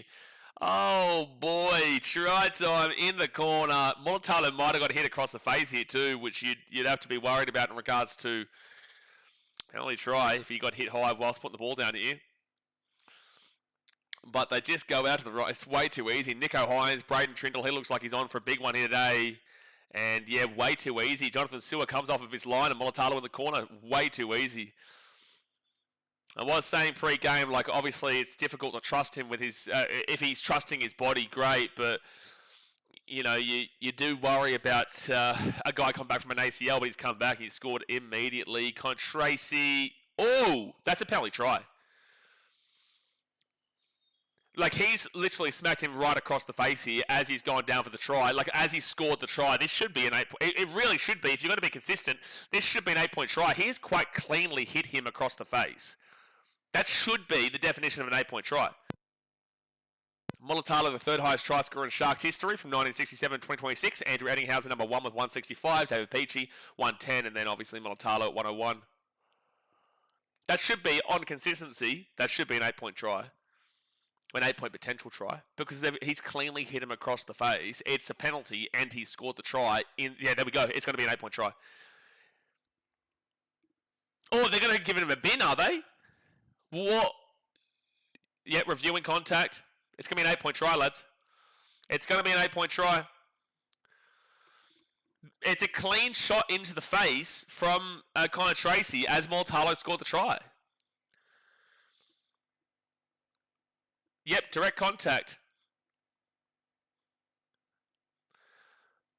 Potential 8-point try, correct. Correct call. Correct call. This is going from bad to worse at the Dogs. If he gets this kick, it's going to be a 14-0 ball game. How about I'm watching you, ref? It's a correct call. It's a great call. You know, we were talking about it from the start, and that is the correct call. Fins up, mate, says member for 13 months. Get around, yeah. Fins up, mate. 10-0, 10-0. Right, that's it. Fins up, mate. Your name after this game will be Up Cronulla, mate. You know this, right? Every week. I appreciate you for being a member for 13 months, even though you've been here for a lot longer. But Fins up, mate. Just know that you will be Up Cronulla, mate, for the next week, provided you lose this game. But that is 1,000,000% the correct call. It is a dog shit hit. He has clearly hit him across the face. It is a try. It is a 2-pointer penalty. There's the 8-point potential, but Nico Hines is kicking this from the sideline, so it's not an easy one. Did I say tip the Dogs? Never mind, Brenton says. Did you tip the Dogs? Again, it wasn't, like, you can't be really insulted for tipping either team pre-game. I did take the Sharks, but you can't be convinced either way. Nico will miss it, so it's going to be a 6-pointer. So, either way, they miss the kick, but no matter what, he'll get 6 points. So, it'll be 12-0 here to Cronulla. Edson says it's an 8-point try where they kick the actual conversion, then they go in front of the goal for extra 2 points. Yes, so if you get the kick from the sideline, that would have been 6, and then you get the penalty to make it 8.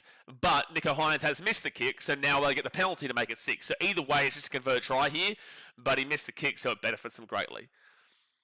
Cryptox says, so it was not a penalty try. Yes, it was a penalty try. What are you talking about? What? What are you saying? He's currently taking the kick from in front because it's a penalty try. It is an 8-point penalty try.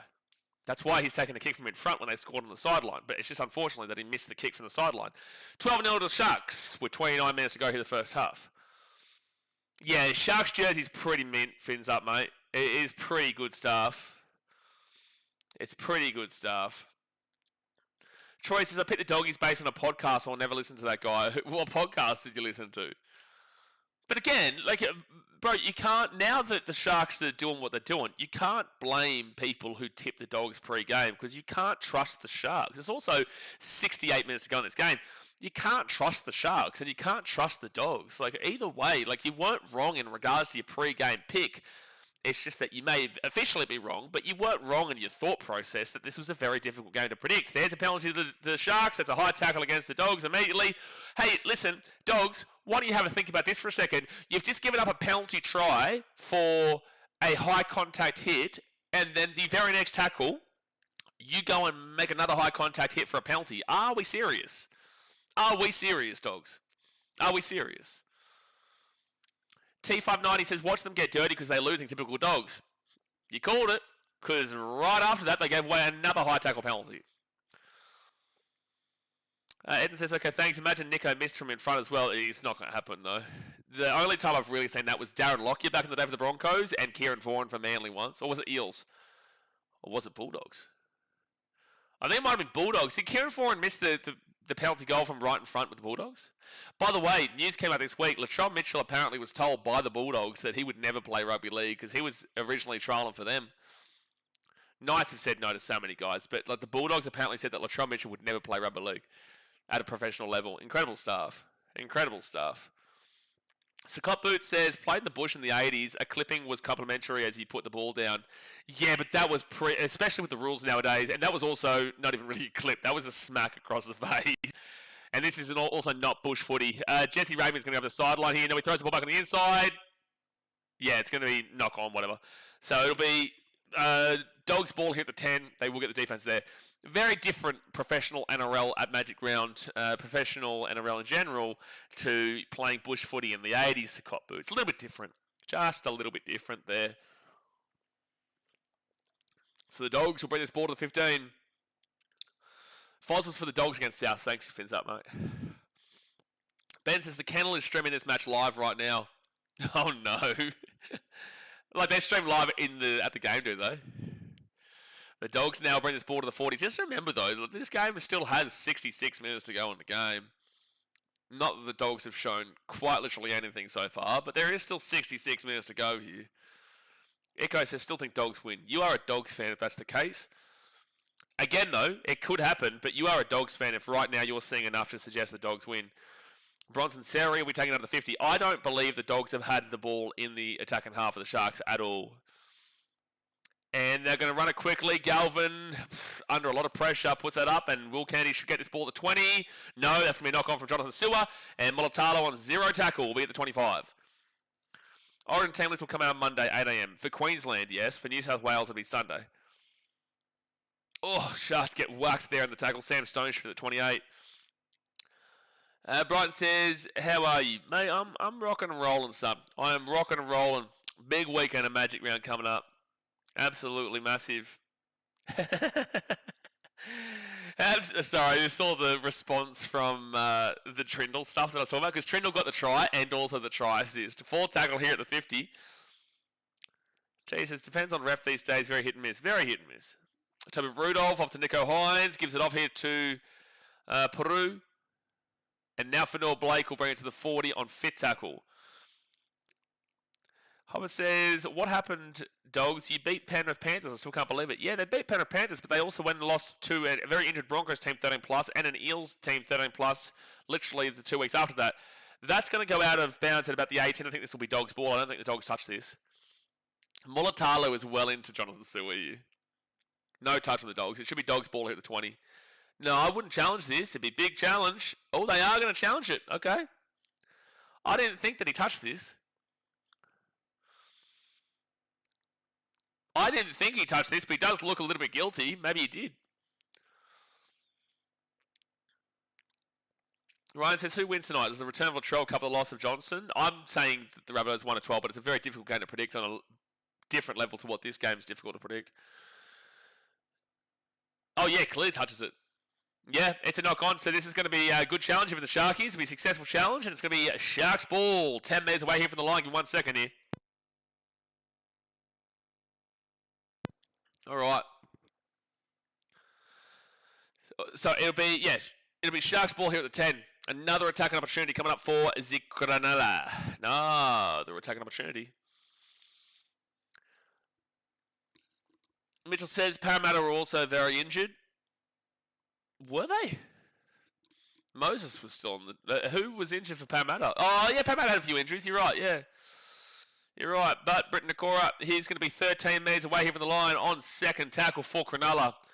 Peru off to Toby Rudolph, and Rudolph 3 metres away from the line on second tackle. Dogs, I just don't know about your defence this year. Peru to Adam Fanor-Blake. Fanor-Blake, he'll be 4 metres away from the line, third tackle. And 6 again for the Sharks. Off to Nico Hines, 10 metres out. Britton Nakora running on strong, but he'll be 5 metres away from the line, first tackle. Out to Jesse Colquhoun. And now he'll be 4 metres away from the line, second tackle. If the Sharks score here, yikes, Dogs. Trindle, Kennedy, way too easy for Will Kennedy, bro. Way too easy. Dogs, you're going bottom 4. And you're well earned of it. 16 nearly with a kick to come. This is bad. Like, your defense is bad. When the Sharks are on, the Sharks are on. And right now they're on. 16 nil with a kick to come. Greg says Galvin will give a wooden spoon to the Dogs. The issue is, Greg, is that the Dogs aren't getting the spoon because the Dragons are as bad as they are. But there is a... I know Dogs fans will argue with me from like Stephen Crichton's well off his line there. I don't know what Stephen Crichton's doing. You know, you look at the Dogs and why is Stephen Crichton so far in here? Why is Stephen Crichton so far in here? They've got a 3-on-1. If any Dogs fan even thinks to blame Anari Tuala, you have no idea what you're watching. You do not get rugby league. If you are blaming Anari Tuala for a 3-on-1 on this left-hand side attack for the Sharks, you're off your head. And most people will blame the winger there. Most people. Why is Stephen Crichton so far in? Why is the Bulldogs defence so jammed on the inside? It is a 3-on-1 for the Sharks. Will Kennedy had 2 players he could have passed it to and said, fuck that, I'm going to run it myself. But yet people will blame Anari Tuala, and that's an issue. People don't know what they're watching more often than not. You cannot blame Anari Tuala for that. Hubbard says Bulldogs and have the vote. Edson says Crichton slipped. Look at his positioning. Doesn't matter. Look at his positioning. Either way, it's 3-on-2 then. So it's Dogs defense, awful. And they get the kicks with 18-0 to the Sharks with 23 minutes to go here in the first half. Fins Up Mate says, is that our captain crawling, legit crawling, mumbling and jumbling in this defense? That's worse than Trey Young. Someone hook him. Yeah, look, it's not great here. It's just not great. The whole Dogs defense is just jammed inside. They're just jammed inside, man. Ibrahim says, how much points do they have to concede to go under the Eels? So the Eels are minus 118. The Dogs are minus 81. 91, 101. They would have to give up 38 points. So 38 points to nil. Or more than 38 points, they would go below the Eels on points differential. And then, if you'd say, let's just throw this word out there, this number out there. If you were to say lose this game by 50, and then the Storm won by 1, you would go into, there is a potential you could go into second last this week, because then no matter what, you'd be below both the Eels and also the Storm. And then if the Titans beat the Knights, you would go into second last, yeah. This is the thought process we're under right now with the old Canterbury Bulldogs. So Sharks, Jesse Colquhoun. I have not seen the Dogs inside the attack and half the entirety of the game so far. Have they had a single tackle inside the attack and half? I couldn't tell you. So 46-metre gain here for the Sharks, and Braden Trindle's just going to put this one down to Connor Tracy. Used to play with the Sharks, Tracy. And he's at the 15, and he'll be at the 18. It's entertaining to watch the Dogs in a different way. They're so bad it's entertaining. Well, if you watch the 2021 season, you probably would have had an incredible time if that's the way you think. Greg Mike says, Toby Sexton and Matt Burton were good together in halves last year to put Dogs on first and ladder. The issue, sure, third tackle at 30, much better than what they're seeing now. The issue is that everyone complained about Toby Sexton not being the 7 long term. 6 again for the Dogs, at least something goes their way. Jamin Salmon now brings the ball to the 45 on their inside of the field, first tackle. Everyone was complaining about Toby Sexton not being the long-term 7, and whilst I agreed with that, that doesn't mean I agree with it halfway through the season.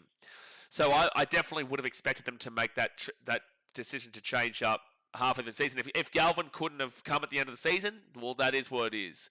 But you don't make that change halfway through the year. But also, nobody really believed in Toby Sexton. Oh, they nearly go through there. Jeez, Tupanua taken down at the 25. They will go back to the left-hand side. Bailey Hayward to Jamin Salmon. At least they got an attacking opportunity now. Matt Burton kicks his ball through for Preston. Preston and Mulitalo. But Mulitalo will get back. And it's going to be a dropout. Oh, Mortal is such a wanker, bro. He's such a wanker. Like, I love the entertainment that he brings, but he's like staring down Preston as he's going to push him over the dead ball line. He's such a knob, but it's so entertaining, mate. He's such a knob, dude. 20 minutes gone in the first half, 20 minutes to go of the until half time. Hit that thumbs up button and subscribe. Yeah, he's such a knob, Ensign. Gerard says, Dogs making us look like prime Penrith. Bro, the Dogs beat Penrith. Dogs get the ball. Stephen Crichton at the 15. All right, I'm feeling a Jacob Preston. I just feel like that left edge attack for the Dogs is not great, but this Sharks left edge can definitely be absolutely pillaged, and Presto should be a prime time target here for a Dogs try.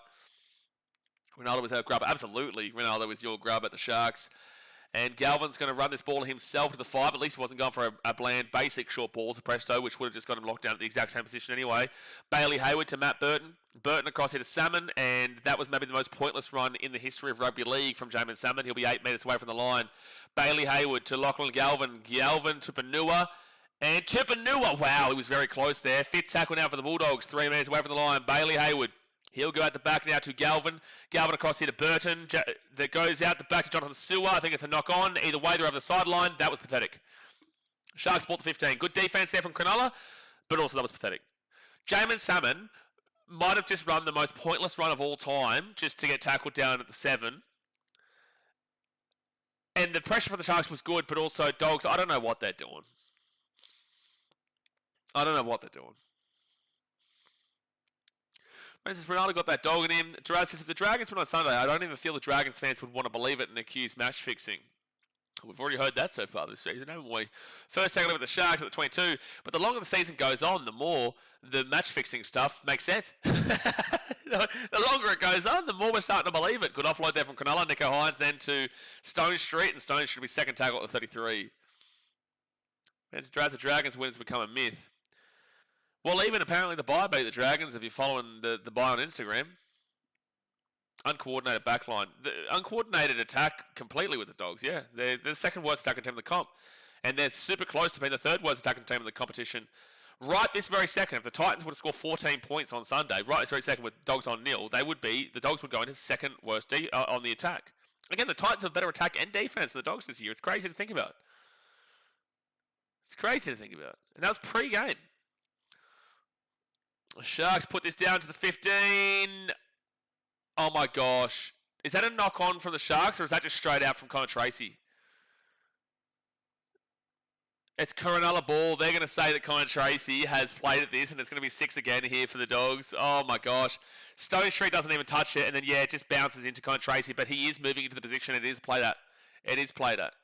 You can't say it's not played at if you are in the vicinity and you are looking for the ball, and then it's like when you're shadowing the ball over the dead ball line, you aren't intentionally touching it, but because you're putting yourself in the way to shadow it, you are actually playing at it. So that's the right call there. Oh, Daz. Peptides, mate, he reckons. Second tackle. Oh my gosh, they've scored. Oh my gosh, they've scored. Is that however Peru? However Peru has just scored. It's 22-0 with a kid to come.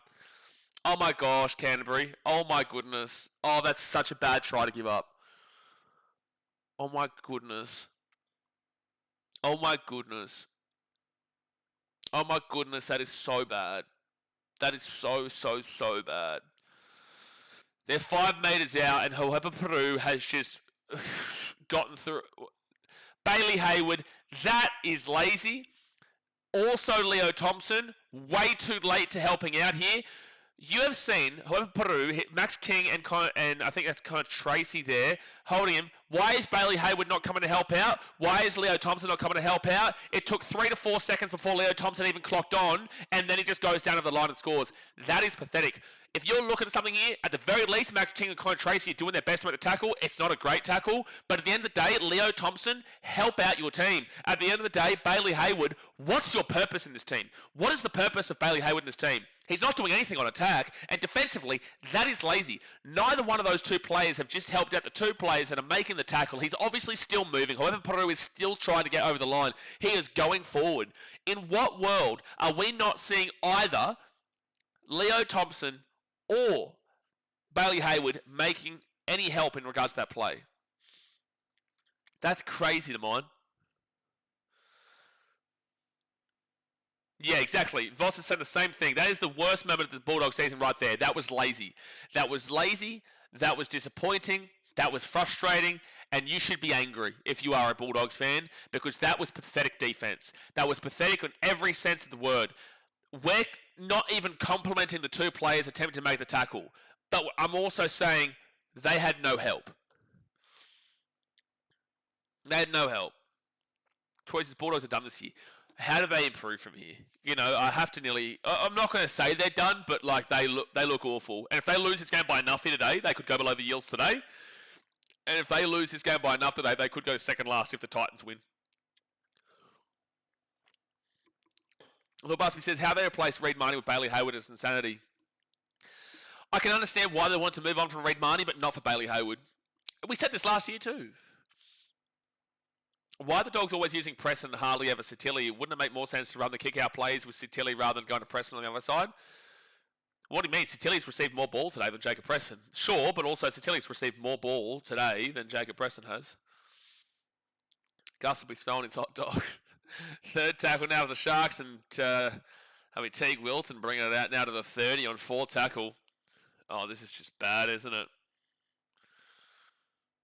Fifth tackle here at the 30 for Adam Fanor-Blake. Matthew Sherwood says, if Serraldo gets his team to play in their actual positions, they may have a chance. I 100% agree with you, Matthew. 100% agree. But also, are you a Dogs fan? I put this down. I asked the Dogs fans in this chat, do you believe, and I'm not blaming this player, I'm just saying that this is kind of like the key emphasis on what you've just said. Do you believe Matt Burton is a 5'8"? Because I think that is the biggest key question in regards to the Bulldogs. That if you believe Burton's a 5'8", then you've kind of got to trust what Serraldo and Gus are saying. But if you are on the same wavelength as me, and Burton's not a 5'8", well then, yeah, 100% you should be like, well, the Bulldogs are all playing out of position. And I believe the Bulldogs are all playing out of position. Gary Gaz, good morning, good afternoon, good evening, everyone. G'day, Blaze. Busy, a lot of good mornings and g'days there. Busy weekend for you, mate. How you feeling, mate? I'm rocking and rolling, son. About to win an FA Cup final. Titans about to, get a slap off of Brenton and the Newcastle Knights. What a weekend. And then Burnley win on Monday. Unbelievable times. First tackle here with the Sharkies. Now they're going to be at the 15. Second tackle at the 20. I'm an Eels fan. Okay, sure, Matthew. I wasn't saying you're a Bulldogs fan. I was just saying, like, for people who are Bulldogs fans, that's also I'm so sorry to hear. But yeah, like for the Dogs fans in the chat, then what would you say to what I'm saying? Remember the good Bulldogs? Hobbit says, yeah, it's very limited though. Little Busby says his antics were stupid, but I'd rather a grub hooker than a mediocre hooker. Yeah, 100%. That's effectively what Matthew's saying. You win what? You heard what I said, Peptides, mate. Exotic says, it's okay, mate. What's okay? What's okay, mate? Connor Tracy brings his ball here to the 20. Greg says, I think the Dolphins will win the Bunnies in a close game. That's a tough game to predict, man. I'm going Rabbitohs 1-12, but like either team could win that. Dogs back at the 18 here on second tackle. Still 12 and a half minutes left in the first half. And Voddy Huncho, you have been timed out, son, for 5 minutes. You cannot speak about the Fitty Bomb until the Thrifty 30 has been hit. Tupanua, good run here to the 40 on 4 tackle. Who got win in the Rabbitohs game? I've got the Rabbitohs 1-12, but like that's a very difficult game to predict. This was difficult. I still took the Sharks, but this was a difficult game to predict on lacking quality reasons. That game, both teams, Dolphins have been okay recently, and the Rabbitohs have been really good recently. Oh, that's a massive, massive play there from the Doggies. It's a knock-on from Cronulla. And the Dogs will get the ball at 20. Great pressure here from Canterbury. Will Candy, you couldn't do too much about that. He caught it, but the Dogs just came absolutely flying through. I think they'll check the high contact, but I think it'll be okay. So Kennedy goes down there. Yeah, no, there's nothing wrong with it. At the end of the day, Kennedy just dropped the ball. You can't blame him for running into the knees of Bronson Serry. That is completely on Kennedy at the end of the day. Which you can't even really blame Kennedy. He's just trying to catch that ball under severe pressure. There's no penalty here. All right, Dogs, you need to score. You need to score right now. Ben says South's already beat the Fins earlier this season at Suncorp, right? Yes, 40-32, round 1. They go out to Anari Tuala, and Anari Tuala will be first tackle, 13 minutes away from the line. 11 minutes to go here. They go to Lachlan Galvin. Galvin off to Kurtman. And Kurtman will be 10 metres away from the line. Second tackle. I think you've got to target this right side defence, left side attack for the Dogs. But yet they go to Leo Thompson in the middle. And he'll be 4 metres away from the line. Third tackle. 10 minutes to go the first half here, guys. Hit that like button. Subscribe if you're new around here. Sitili to Panua. Wow, we got close. 4th tackle. 2 metres away from the line. Bailey Hayward out to Kurtman. Kurtman to Lachlan Galvin. Galvin. Short ball. Jacob Preston. What did I call? What did I call? What did I call? All game here today. I said Jacob Preston is a guarantee for a try scorer today. I hope you got on. Jacob Preston try time. 24-4 with a kick to come. What did I call all day? They go out that left-hand side. The Sharks defense is absolutely all over the shop on the right-hand side. The Dogs should target that left-hand side with Jacob Preston, and that's exactly what they did. He goes right on through. It's 24-4 with a kick to come underneath the post. Bing bong. Gary says, well, I just tuned in, but the score after such a short amount of time is crazy. Understandable, but crazy, sure. The comeback and premiership run starts here. Have a look at how people change their thoughts. Have a look at how quickly people change their thoughts. Presto try time is 24-4, and it'll be about to be 24-6. Try time, bing bong, mudda, boosh, Broggy says. Presto, come to Newey, mate. We'll give you a contract. What, you got Dylan Lucas and Jermaine McKillen. You're not happy. You're not happy. Matthew says, to be fair, if it wasn't for Nico or Iro on my Supercoach team, I always avoid watching Dogs play. To be fair, Matthew, if it wasn't for the fact that I do every single game and I stream every single game, I would have probably decided to fold my socks here today, or maybe had a more enjoyable time watch grass grow than ultimately what I would have done for this. But at the end of the day, like, there's still a long way to go here. But yes, both these teams this year have been a disaster to watch. But the biggest difference here is that the Sharks, when they're on, are actually quite enjoyable. But also, they are such a 50-50 team. So when they're on, they're actually really exciting to watch. When they're off, you want to really just punch yourself in the face repeatedly, saying, I don't know why I'm doing this. I don't know why I'm watching this. Today, they've been good. Besides that defensive play, last week, I could have headbutted a brick wall 34 times and still not been enough. It still might not have been enough, 34 times headbutting a brick wall. That's what Cronulla do to you. And that's why even if they win here today, they are going to go into the top 9 and be on a scam until they go and beat who they play next week.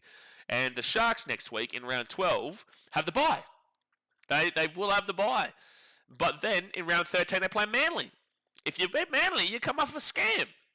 But you can't argue still on a scam. You can't beat another scam team and then come off a scam. It's not how it works. You don't beat a scam team to come off a scam. You have to beat a team that is not on scam to come off a scam.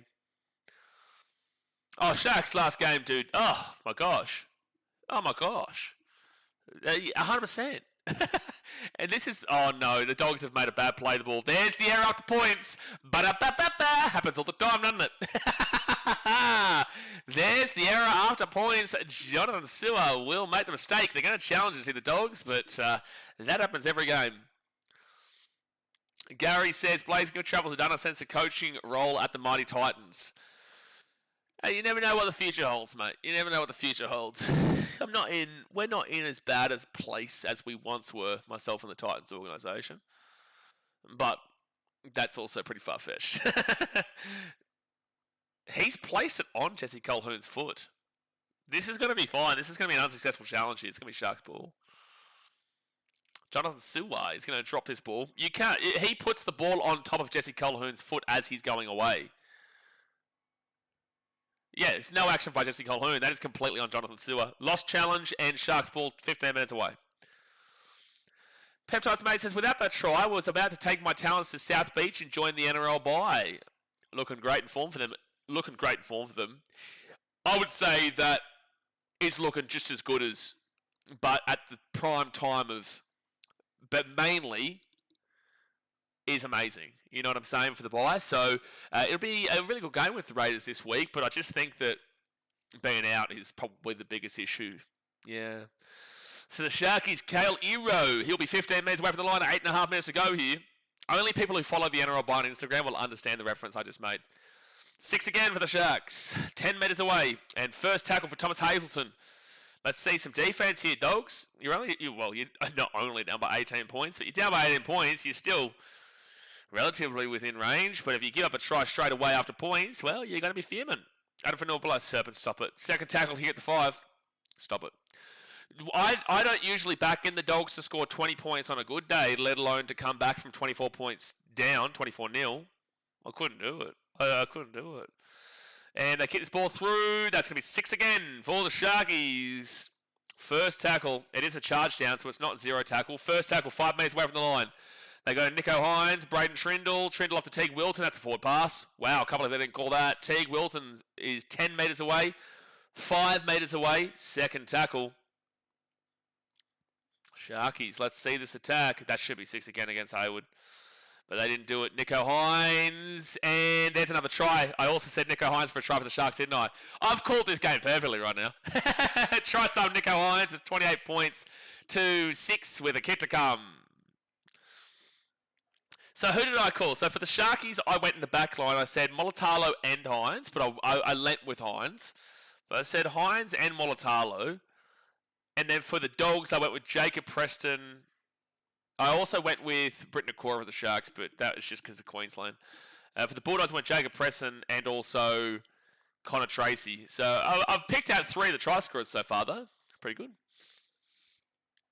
That should be game, Brenton, yeah. That should be the game. Tiger Hood says Sharks piss me off, phonies. Well, how are they pissing you off right now? I'm one of the first people to come out against the Sharks and say, like, I'm one of the first people that will criticise when necessary. But there's no way to criticise them today. Sharks could get 2 more tries. Today? Sharks could still eat 50 today, mate. There's still another 45, 46 minutes to go in this game. Exotic says, we lost, scripted and rigged. Well, listen, Exotic, that's a very interesting, very, very interesting thought process to take, considering that if the Bulldogs lose this game by enough today, they go in at second last, potentially. But, you know, you can keep going with the rigged thought process if you would like, but also we know what we've been watching this year from Canterbury, and it has been exactly what we're watching. Jess, getting ready for the £10 donation. So let me guess, did you get on Sharks over 24.5? Is that what you got in the first half? I'm assuming that you got on Sharks over 24.5 in the first half, Jess. Thank you very much for the £10 donation. That's just an assumptive guess, though. Educated guess. And Nico Hines will slap it in. 30 points to 6 with 6 minutes to go in the first half. Hey, where's his best defense? Give me your tips for the game, please. Well, Brenton, she usually does the tips. Jess does the tips during the first half. Does the tips during the first half. So it's very difficult. Pit Warrior says, well done, BKR. You predicted most of these try scorers. Did my best. I don't always get them, but I usually am pretty good for 2 out of 4 a game. Usually did my best. I only say it because I would like to... It's so difficult to predict this year, and it's so difficult to predict in rugby league because of all the upset results that happen, and because just so many different things happen that you just never would have expected, despite what you watch. So I always say, the more you know, the less you know a lot of the time, because you expect this to happen, and the complete opposite will go the way. So that's why I say it, because so people ask me my try score predictions. It's not like an I told you so moment. It's just like a patting myself on the back moment in a lot of ways. It really is. It's patting myself on the back, being like, okay, cool, I saw that one. I saw that coming through. Tackle here, because again, it's not easy. 25 metres out from their own line, especially not for these 2 teams, and especially not for the Dogs. But then again, Presto was a pretty obvious one. However, I thought that it was a guarantee here today, and despite the fact that the Dogs are getting absolutely manhandled on this field, no lube, you know, you still pick out the 1 try score for them. It's pretty good. Rhett Shoes, the Sharkies the best team in the NRL. Yeah, look, I don't know if I'm going to be able to agree with you on that one there, champion. I'd like to agree with you, but I don't know if I can, mate. Don't know if I can. How were you feeling this time last week? Were you feeling the same way this time last week against the Rabbitohs? I don't know. Jonathan Silva will get this ball to the 30. By the way, if Jonathan Silva didn't knock that ball on, you wouldn't have conceded. Jacob says, how could it be rigged if the Bulldogs are trash? Even last year they were overrated. At 6 again, if the Dogs at 30. That's a bit harsh. At the first half of the year, they weren't overrated. They were very good in the first half. But the second half, they were very poor, and they were very much harshly criticised for it. They were very much criticised for their poor performances. So why were they overrated last year? X-Fat says, bring back Sexy Sexton for the Dogs. Mate, he's the sexiest Sexton that ever did sexy. Jacka says, Ben Duckett is more defensively sound than the Bulldogs. It's crazy to hear that, man, because you're right. But again, the Dogs were the best defensive team in the comp last year, and now they are very close to being the worst defensive team in the comp. Very close. They've got 30 points here. I'll look at half-time. The stats there. The ball's allowed to bounce here for the Dogs. It's Anari Tuala. Tuala kicks that ball through. There's nothing wrong there from Adam Fanua-Blake. Mulatalo gets it, and he'll get out of the in goal, and it will be Sharks ball here at the 10 on first tackle. The Dogs, it's 238. Give them an extra 30 points against them. They're 268. They are now only in front of the Knights, the Raiders, the Eels, the Storm, and the Dragons. They're currently the 6th worst defense in the comp. It's mad. Fourth tackle now for the Sharks at the 35. Peptide's mate says, I want to grab 5-year-old me and slap that little shit watching this team get bounced in the prelims by Parramatta. The red flags were there from day one. I'm a victim. I'm a victim of having read that comment there, Daz, mate. But the Sharks will kick this one down. Hit will bounce at the 5, and Con Tracy now brings this ball out into the 15. Hey, Daz, you're a Gold Coast Suns fan, man. You may as well just jump on the bandwagon that is the Gold Coast Titans. We've got a better points differential. We've got a better attack and better defense this year than Dogs. You may as well jump on a wagon. Welcome to the Gold Coast, son. Choo-choo! So Matty Burton gives it off to Harry Hayes, and Hayes will be at the 42 on third tackle. And 6 again for the Dogs. They'll take it. They will take it. New Zealand, NZ Iwiki says, Chur bro, happy Friday. Chur bro, kia ora, get around you. Looking forward to that game on Sunday. Wise Broncos should be a mass. Should be a mass there, son. I'm looking forward to that. Dogs taken down here at the 38 on second tackle.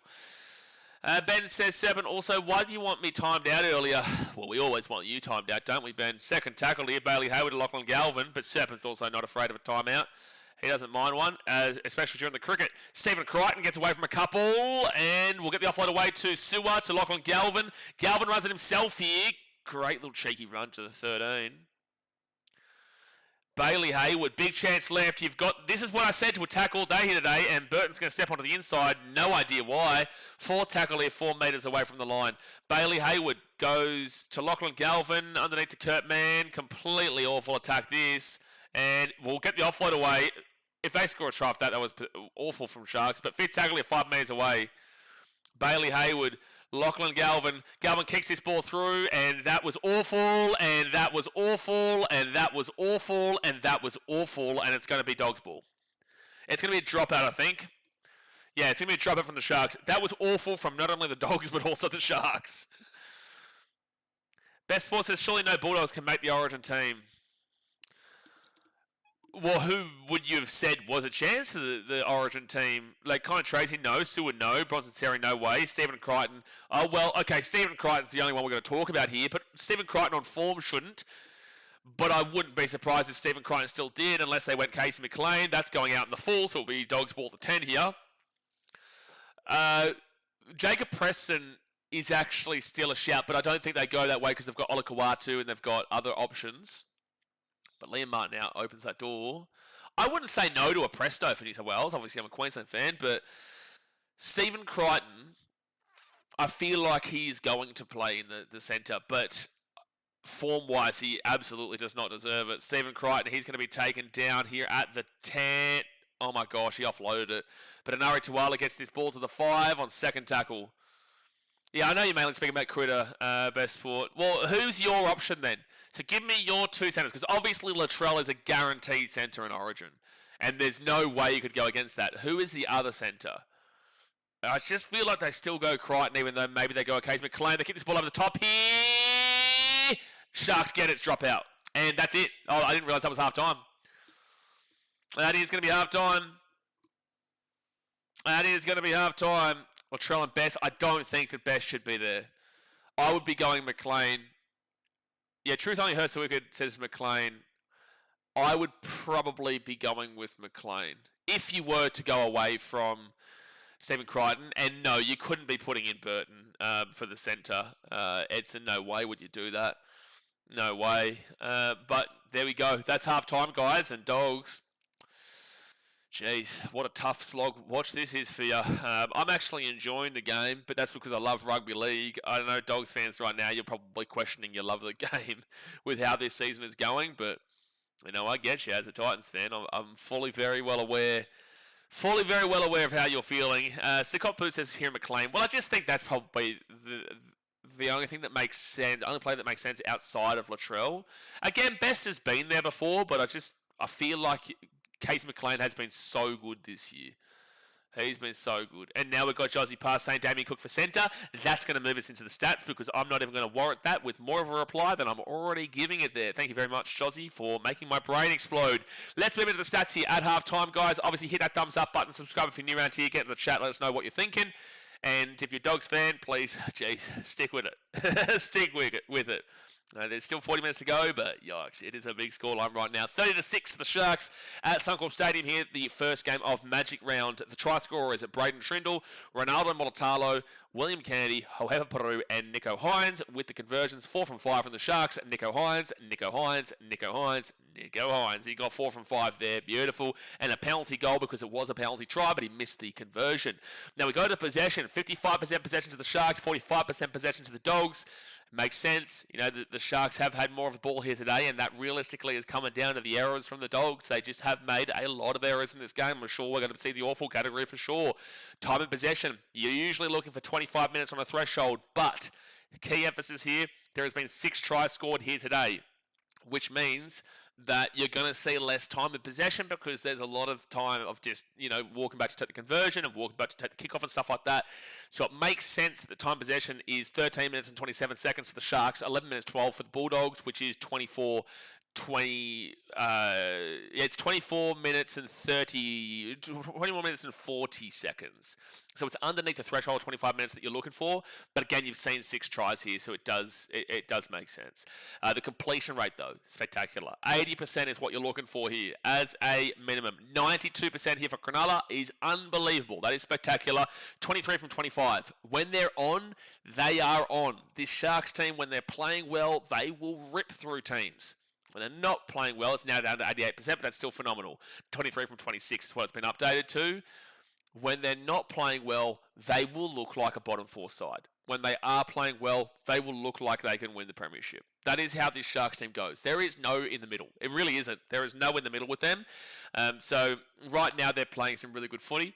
88% for 23 for 26. And the Bulldogs, they're at 73%. That's not great. 14 from 19. They're underneath the 80%. They are at the disappointing category. It's not awful into the 60s. It's not Cowboys, 42% at halftime for your weeks back against Manly, but 73% is still not good enough for the Dogs. Now, runs-wise, 94 runs here for Cronulla, 831 run metres. They are 109 metres behind the 10 metres in average per run that you're looking for, so it's not spectacular, but also still much better than where the Dogs are at. They've got 78 runs for 628 run metres, which means that they are 142 metres behind the 10 metres in average per run that you're looking for. But the thing is that the Sharks, with their 15 extra runs, have gone 200 metres above where the Dogs are at. 831 to 642 with now 14 less runs. 14 more runs for Cronulla. So the Sharks are winning this run metre department. Not by a whole heap if they had an equal amount of ball, though, I must say. Like, if you give those extra 14 runs to the Bulldogs, they're probably getting around the 100 metres or so. They'll go up to maybe 100, 120 metres, so they'll go to 750, 770 or so, which would still be about 60 to 80 behind the Sharks. But it wouldn't be as much of a gap.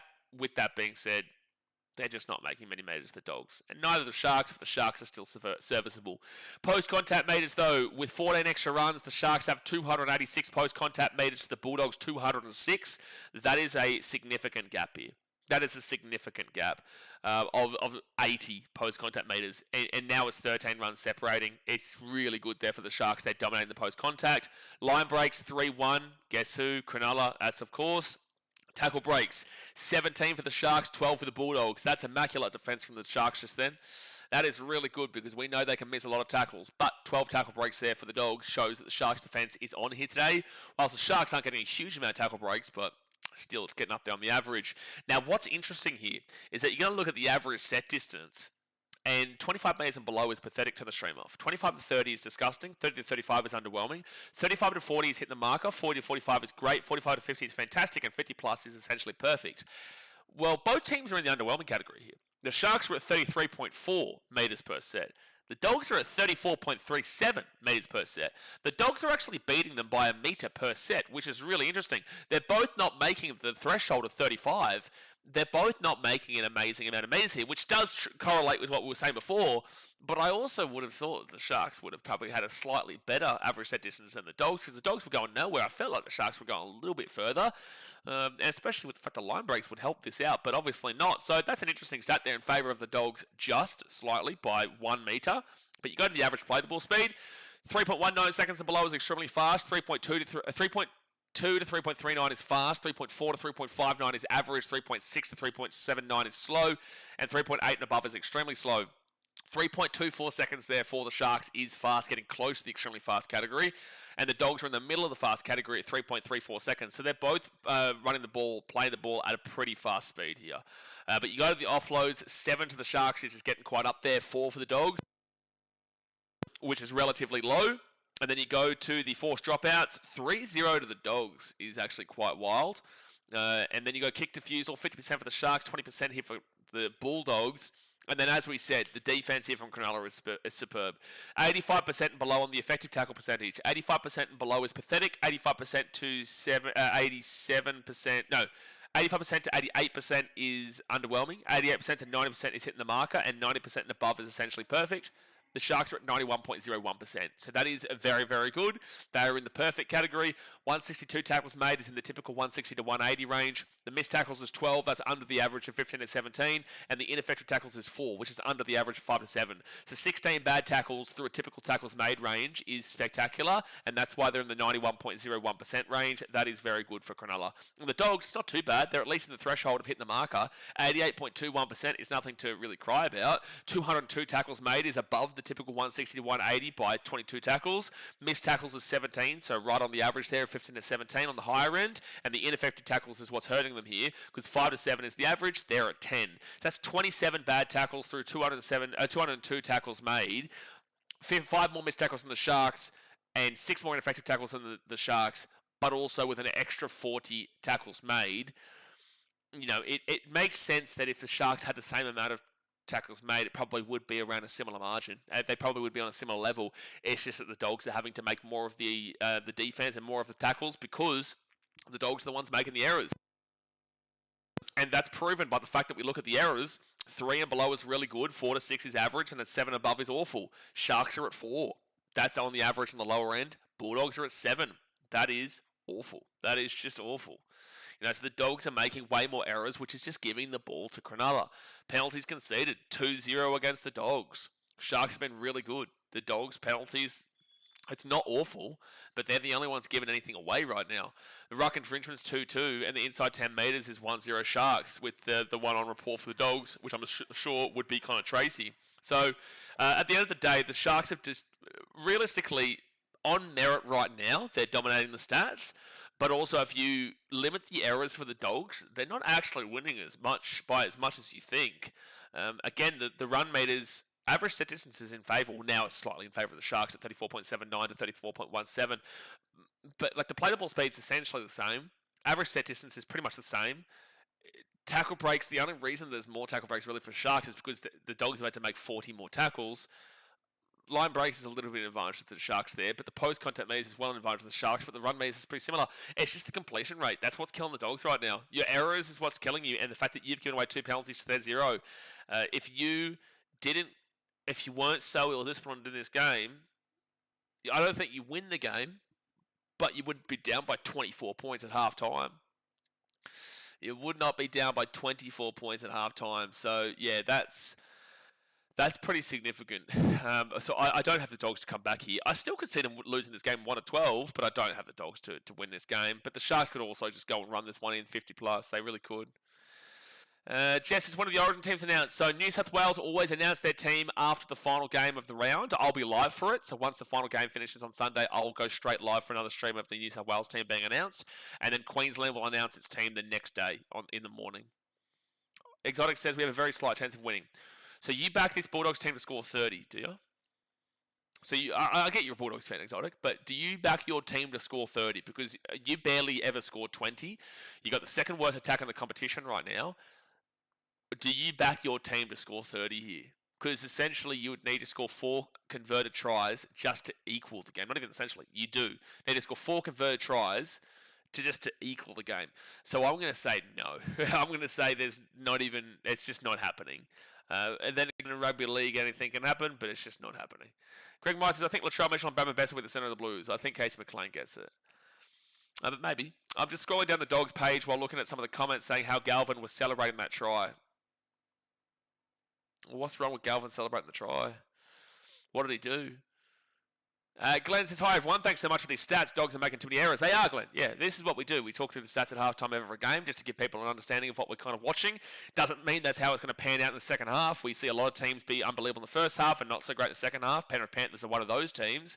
And sometimes we see teams be, unbelievable in the second half and not so great in the first half. The Broncos and the Dolphins are typically like this. So the stats don't give you a full read for what you're going to see, but it gives you a good understanding of what we're currently seeing to have an idea about what we're about to see. I don't have the trust to get. I don't trust the Dogs to get my Macca's order right. I wouldn't trust them for anything, mate. I wouldn't trust them to know their own names right now. T590 says, so you're saying there's a chance. Look, mate, there's always a chance. If one team can score at one in a half, and you can see another team score the same thing in the other half, like it's technically possible, that doesn't mean that I'm going to tip it. And I still think the Sharkies could easily go over 50 here. But I could see the Dogs still losing this game 1-12 and it being like I could still see them finding a way to score 3 tries in the second half against this Sharks defense and making it, 36-24 kind of deal. I could easily see whether that happens, but I'd probably just suggest the Sharks go on with it from here.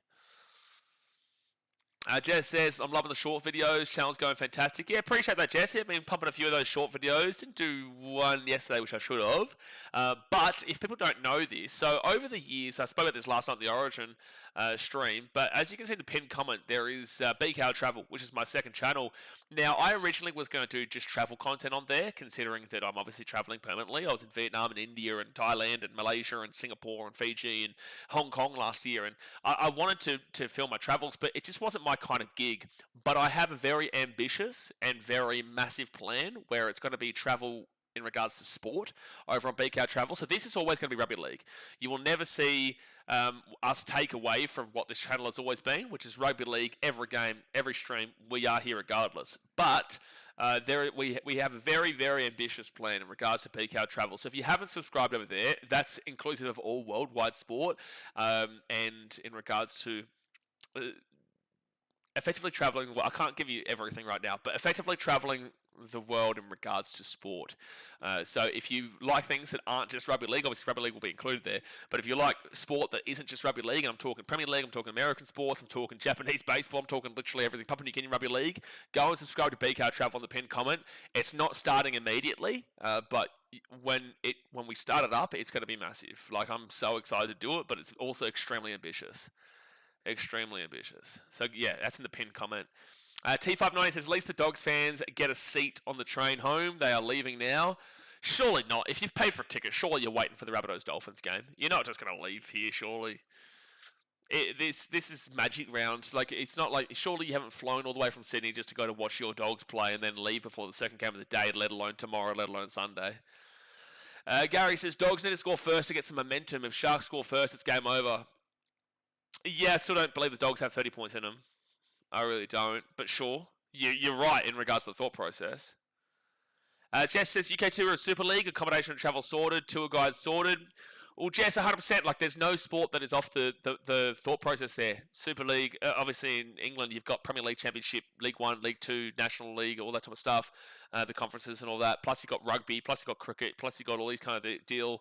I'm currently doing a whole bunch of research in regards to going through every single country, getting their main leagues, their main stadiums, and their main sports, and putting it all into a document and then doing a lot of planning and research and whatnot. So it's definitely not off the cards. But the second half has started, guys. The Sharks get off the Dogs, and the Dogs will bring it out to the 13. Hit that thumbs up button and subscribe if you are new around here.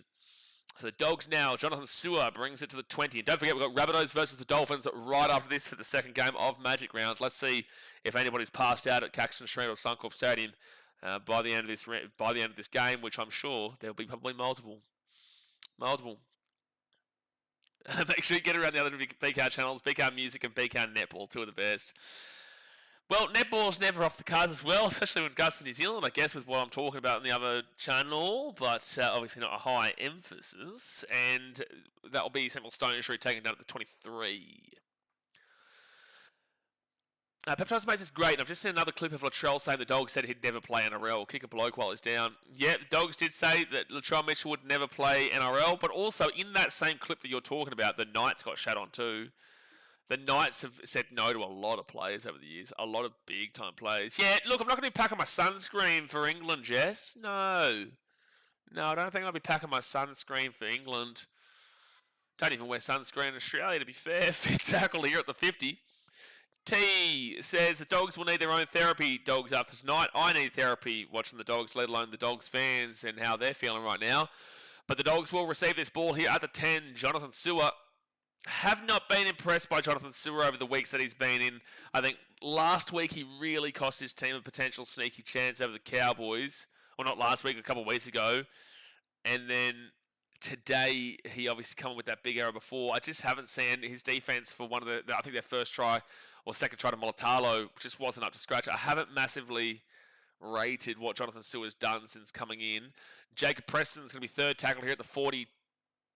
At the 38 now. Good tackle there from Jesse Ramey and drags him back. Third tackle on Bailey Hayward to Connor Tracy. And Tracy now will be the 45 on fourth tackle. Dem11 says, only thing his Dogs are scoring right now is a bus ride home after the game. Now, I just walk to the old Milton. Just get to the old Milton or Roma Street and they'll get him back. This is Magic Round, man. It's all, if you've been to Magic Round, you get it. You know, you can just easily walk to the station and get straight to where your hotel is. But geez, if you don't book your hotel and accommodation like a year out, one, it gets sold out quickly, but two, they jack those prices up crazy. I would honestly recommend Airbnb over hotels. This at 6 again here for the Sharks. Bailey Hayward, that's so stupid. Oh my gosh, Bailey Hayward, how does he still keep getting a run, dude? First tackle here for Cronulla at the 38, and it will be Jaden Beryl on the field. He'll give it off to Trindle, and Trindle will be at the 28, and it's going to be a penalty here to Cronulla, I think. Yep, penalty to Cronulla for a tackle after the ball has been passed. Tommy, 51 months. How about Manly, Tommy? How about a good old Manly right now? Fosball, yalla yalla, get around you, Tommy. Sharks may go for the 2 here. They may. They're 35 metres out right in front. They could make it 26 points. I think they're going for the try. Yep, they are going for the try. They are going for the try to really kick the boot in. To be fair, points differential absolutely matters to get away from this area. Yeah, but the Knights wasn't a surprise. Payne Haas, Joseph Tarpany, Hudson, Young, Latrell. Don't forget Greg Inglis. Of course, Trent Hodkinson, all players they've let go. Yeah, don't forget Greg Inglis as well, mate. Thomas Hailton, the Knights said no to Greg Inglis. Second tackle here at the 8. Brenton says he forgot the big dog GI. Exactly right. And Beryl inside, Jesse Colhoun. That's a big old run. But with third tackle there for Cronulla. 4 metres away. He's lost the ball. Oh, Bailey Hayward's given away another penalty, has he? Oh, my gosh. Oh, my gosh. Bailey Hayward. Oh, my gosh. I'm trying not to crash out on Bailey Hayward. I'm trying. I'm really trying here, lads. I'm trying my best. I'm trying my best to not crash out on Bailey Hayward, dude. I really am. It really is painful to see Bailey Hayward. So Cronulla may go over the 2 here to make it 26 points, and that's what Jaden Beryl's saying, and I think that's what Nico Hines is saying, and that's what Cronulla are doing. It's about to be a 26-point ball game, and that will definitely kill it off. You're not coming back from 26 down. Yeah, it'll be 32-6. Little Busby says, YouTube is milking the ads on this live. It's always when you're on a good yarn too. Yeah, like I always say, man, again, you don't have to if you don't want to, but the best thing watching my streams is if you do have that YouTube Premium, because it does still support the channel, but also you don't get any ads. Obviously, ultimately, that means you're having to pay for it, right? But that's just the best way, because I don't click on anything in regards to ads and whatnot. YouTube just absolutely suckles it dry. So blame YouTube, not me, but that's just always my best advice. Taking the 2 against the Dogs, Cats. Well, it makes sense, man. It makes it 26 points, and you just don't think the Dogs are coming back now. Definitely. They won't come back anyway, but they're definitely not coming back now. New South Wales, born and bred Greg Inglis. Hey, Daz, is Toowoomba in Mudgee?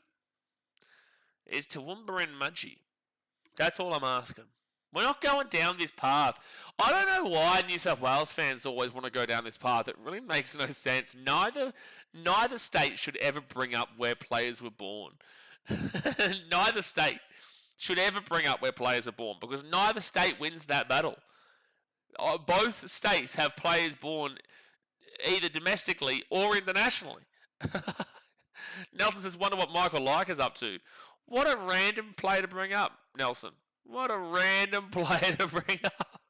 Michael Leica. What a random play. But sure, you do need a hooker at the Dogs. Absolutely. So Jaden Beryl, no, that was Billy Burns, actually, I think. I don't know. 4 tackled at the 40. I know it's not you, mate. They just know how to milk the streams of the following. Yeah, they do. So that's going to be a 40-20 attempt here, but the ball's going to bounce inside of the 15, and Connor Tracy, he will get away from Couple and take it to the 20.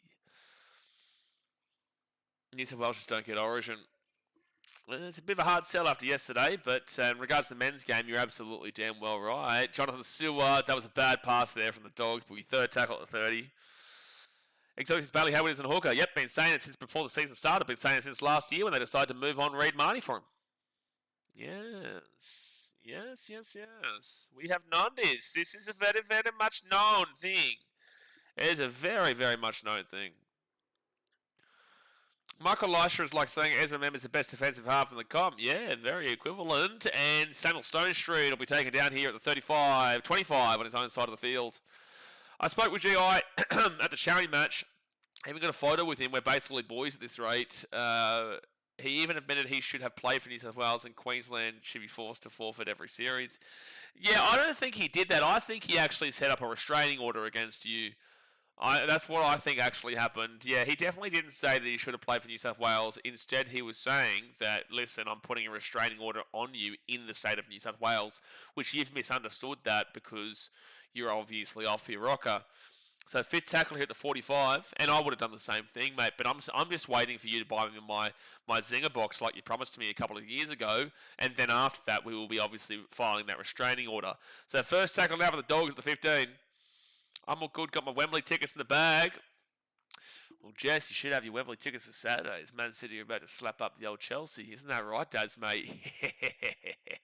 Trying to sue it now at the 25. Third tackle.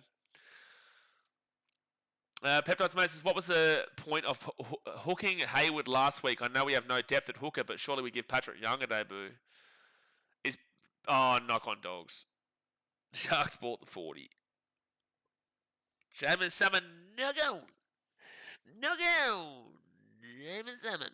Captain says, who would you say is the league MVP for this season up to this point? Up to this point? Well, like a lot of people will look towards Dally M. Like at the end of the day, there's a team currently that's 9-1, is top of the table without a bye. The only team they lost to was, for some reason, this scam team we're watching today. You do have to look at a guy like Nathan Cleary, 100%, and he has been phenomenal in his game. So Nathan Cleary is there. Jackson Ford has been spectacular for the Warriors. So has Tanner Boyd, but also Jackson Ford has been really, really good. And scoring tries and whatnot. Had a rough game a couple of games ago, but overall, you have to name Jackson Ford. Again, though, Tanner is in a big position at that Warriors team and has really killed it. But if we're talking halves, I'm still going to have to take Nathan Cleary. And then who else is there? You know, you got the Roosters. I think I'm going to go say Nathan Cleary. And people will hate that because it's the Panthers and it's Nathan Cleary. It seems like that's an obvious pick. But if I was doing my own Dally M rankings, if I was doing my own rankings per game, I guarantee you Nathan Cleary would be top. Mitchell Moses is... Elisha, what? Mitchell Moses? What? You shitting me? What? How was Moses in the conversation? That's going to be dropped there by the Sharks. It'll be Dogs ball here at the 5. Yep, so it'll be Dogs ball at 10. Mitchell Moses, Elijah, what are you talking about? Peptides, mate's timed him out for a minute because of that. Mitchell Moses? Bro, 30 minutes to go in the game here, folks. Hit that thumbs up button, subscribe. How has Moses scammed his way into this conversation? I love what Mitchell Moses does when he's fit, healthy, and firing, but he has not been fit, healthy, and firing this season at all. Third tackle in with the Dogs at the 33. Kurtman to Galvin, kind of Tracy, Crichton, quick passing, good passing, and Arituala's away here. And Arituala at the 50, the 40. Good tackle there, but it'll be 4 tackle at the 40 on the Sharks side of the field. That was really quick passing by the Dogs on the left-hand edge. Back to Sitili to Panua for a great run to the 30. He's been looking really threatening this entire game here, though, Sitili. And Lachlan Galvin's going to put that ball up. Kind of Tracy chasing it through. Kennedy, knock on. Dogs ball. Stephen Crichton. Stephen Crichton still going here. Stephen Crichton still going here. 3 minutes out from the line. 0 tackle for the Dogs. Look, Dogs, you're not going to win this game, but just try and fix your points differential a little bit would be nice for you. Bronson Terry gets away. He's still going here. Bit selfish, not passing the ball to Sewell, but then again, I don't really trust Sewell this year anyway. Jacob Preston here, first tackle at the 8. Off to Matt Burton. Burton steps. Burton goes. He'll be 4 metres away from the line. Second tackle. By Mitchell Moses. Unbelievable. That's unbelievable. Jacob Preston. He'll be 1 metre out from the line. Third tackle. That wasn't Preston. That was Jamin Salmon. Lachlan Galvin. Galvin to kind of Tracy. Tracy over the top. Hit Anari Tuala. Tuala has to step back on the inside. Good defence there from Sam Stonestreet. Before tackle 5 metres away from the line. Stephen Crichton to Lachlan Galvin. Galvin on 4 tackle. Kicks his ball through. Sharks get the ball. I don't know why you're kicking that ball through on 4 tackle there, but also just not good enough. Sharks ball to 5. Mature answers only. So, yeah, you're forgetting a 5'8" with a shit haircut and 2 heads from the Knights. Well, Fletcher Sharp's been good, man, but also I just don't know if I could put him above Nathan Cleary this year. Again, you feel free to tell me why. Like, try and be neutral. I know you know Fletch, but try and be neutral for a second. If anybody can give me an argument to say that the answer is not Nathan Cleary right now, and don't use Dally M, because everyone complains about Dally M every year. But on your own, from watching all the games, is there any argument to say that Nathan Cleary shouldn't be number 1 in regards to a legitimate Dally M ranking right now? So the Sharks, Nico Hines going to kick this ball down to the 25, and it's going to be Con Tracy who brings his ball out to the 40, to the 45. And he'll be, first tackle. Hi, BKR, do you think Bulldogs will finish bottom 4? Well, they're about to be in the bottom 4 after this game. With a loss here, no matter what, Storm Orioles will go above them. So no matter what, they'll be in the bottom 4 this round. If they are to give up another 18 points with no answer, they could actually go into second last this round if the Titans win and the Storm win by a small amount. Kurt Mann, Lachlan Galvin. Galvin dummies it, still going here. Third tackle, gives it up to kind of Tracy. Tracy across to Crichton. Crichton's going to just get slammed in the tackle at 30 on 4 tackle. Who is he bottom 4? Dragons, Dogs, Eels and Titans. Sorry for the latter. Well, I genuinely believe that if this spine starts working out, we could probably push to around the 13-12 range. But yeah, right now you're probably right in regards to... Oh, but then again, still the Storm, I don't know about him. Lachlan Galvin, fit tackle. It's fit tackle, dude. Gets the ball offload to Burton. 20 metres out. He's going to put up a kick that might be the worst kick in the history of all time. And it's a 7 tackle set here for the Sharks.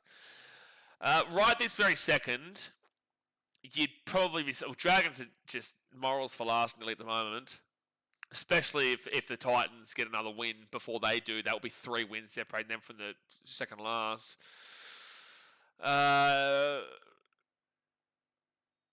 You just don't know, man. You've got to still go with the Eels. But then again, they haven't had a bye yet. I do think the Bulldogs have to be there. The Titans, right now, I can understand why people would have us there. I'll be completely honest with you. I would not be surprised if the Cowboys equal themselves out and come back down quite a lot. I don't think they're bottom 4 right now, but still, I think that the comp could equal itself out a lot more. That's going to be a knock-on here from the Sharks. The Dogs will get the ball at the 40. Everyone says, Jake, you're a para fan. Explains the illusion. Jake says, what is twaddle? What is twaddle? Apatwaddle? I don't even know if that's how you pronounce it. It could be twiddle, it could be twaddle. Apatwaddle? Is that who you're talking about? Everyone says, Peptide says, not playing silly buggers. Yes, it's Cleary to lose. Let's speak on most improved team award. I mean, coach of the year. You know my answer here, Daz. Daz, I'm going to give you a random shout. Who do you think is my coach of the year currently? Currently speaking. Currently. Who do you think I would be saying is my coach of the year? Scott says, damn, those Bulldogs comments are interesting on Instagram. They aren't happy. Well, why would they be surprising? They shouldn't surprise you. This Dogs team right now is pathetic. Excited says Ivan Cleary. Wouldn't be my answer right now, despite the fact that could definitely win it, but wouldn't be my answer. So Jamin Salmon, he'll bring this ball to the 23 on 4 tackle. Bretton says Holbrook. Wouldn't be my answer, but he's definitely improved this team dramatically. And he says Foran. It would be currently Kieran Foran because they have lost, I think, one game. No, they haven't. Have they lost a game since Foran? Yeah, they lost one game in very tight circumstances to the Penrith Panthers under Foran. Outside of that, they've won. That's 4 passes for the Dogs. Sharks bought 10. Outside of that, they have won every other game. Also against who? But still, great performance against the Bronx last week. Bronx played awful, but Manly played well. Great performance against Panthers and lost very close. And won 4 in a row prior to that. Before Foran came in, Anthony Seibold had them at 0-3. 0-3, and they were rivaling the Dragons of the Wooden Spoon. And then after that, they've lost 1 game since and won 5. They've won 5 out of 6, and the only game they lost was to the Panthers by 2 points. Or 4 points, 2 or 4 points. So that's why I would say, currently speaking, I would have Kieran Foran if they can maintain this season. Because it's shown that when he's come in, clearly they have the team there. You just need to have the right coach there. And currently he is the right coach. Everyone says, Nath, what about Shane Flanagan? You nearly deserve a 1-minute timeout for that. Dogs will score and then immediately concede, Nelson says. Well, I hate to be the bearer of bad news here, man, but they can't concede from scoring because they didn't score. And the Sharks have just booted the ball from the 45, and the Dogs will get this ball to 10. Be a great try to score from 90 metres out here for Connor Tracy, and it doesn't happen. Little Bussy says, hate Manly but love Foz. Scott says, Manly had the worst defence under Seibold. Manly have the best defence under Foran. Crazy. Well, they had a bad defence under Seibold. It wasn't the worst defence, but yes. Third tackle for Stephen Crichton. He'll get the offload away, actually. He's going to hit the grass and go back to the 15. No one waiting for it. Jonathan Sewer. He will get the ball to the 20 on third tackle. Not a great set at all. I love Foz, but it's the best coach award. The fact future Dogs coach Ivan Cleary hasn't won it since 2020 is bullshit. Sure, peptides, but also the argument that, it wasn't like an argument, but the discussion that we had when you thought Serraldo should get it compared to when I said that Craig Bellamy should get it, is that it wasn't about who finished higher on the table. It was about the fact that Craig Bellamy, it was the fact that Craig Bellamy actually got an incredible amount out of that Storm team, despite the fact that they had for most of that year, guys like Munster, guys like Pappenhausen, guys like Hughes and Harry Grant. They had a lot of injuries in the year that we're talking about here. I think this is 2024. And I said it's not a most improved award. It is the best coach award. And the argument that I made was based off of what Bellamy was able to do with the team that he had when he had lost all those players, and he could find those depth and he could still get the best out of them. Now, last year, you couldn't have argued it be Serraldo because the second half of the season was absolutely diabolical. That's going to be fifth tackle over the Sharks, and they're going to be the 35. It was absolutely diabolical in the second half of last year. And who got it last year again? Oh, Tracy knocks it back. Sewer gets the ball to 5. Who got it last year? Was it Michael Maguire? Who got it last year? No, it wouldn't have been Michael Maguire because they were in 5th or 4th. No, they got, 4th position, didn't they? Yeah. Was it Ricky? Yeah, it was Ricky Stewart, yeah. And that also makes sense. The Raiders were predicted to be last place by a lot of people. I had them 9th. A lot of people had them in last place. And yet Ricky got them into a minor premiership. It makes sense. This year, if Manly can keep this up, people tip Manly bottom 4. And if they finish top 4, based off of what they're doing right now, they're away here, the Dogs, Crichton at the 40. They give it across into Nari Tuala. Tuala's away. This should be a try. Crichton on the inside. Stephen Crichton scores. 32-10 here with the kick to come, and it should be 32-12. You are going to lose this game, Dogs, but you do not want to lose by as much. You do not want to have your points differential whack because you are down around the Eels points differential right now, and that is pathetic. So 32-10 here with the kick to come. 20 minutes to go of the game here, folks. Hit that thumbs up button and subscribe. It is a 22-point game, but the points differential is the key here. You are going to lose this game here, Dogs. You have to come to the understanding in terms of that. But losing the game by a lot less would be A lot better, is what I'll say, which is obvious. Titans legend Foz. You gotta love the big old Foz, Metcalf. I messaged him the other day telling me how proud I am of him. Great ball from Galva, to be fair. Best Sport says, look, it's a nice try there from the Dogs, but you know, how much can you celebrate it? And this is like when you're watching my Titan streams and the Titans are down by 40, and then they go, like for example, the Titan Sharks game in round 1, and we were down I think like 50-6, and then I think we scored a try to make it 50-10, and I was just like, I don't care, you know, like the game's over. So it's like, sure, and it is important points differential wise. But Dogs fans, you shouldn't be thinking top 8 this year. Right now, you should be thinking of not coming bottom 4. And that's an unfortunate thing to be saying. But right now, you have to be trying to avoid that bottom 4 rather than thinking of top 8. Because that's the conversation you are in. Yeah. That is. There you go, Critter. Something for the ego.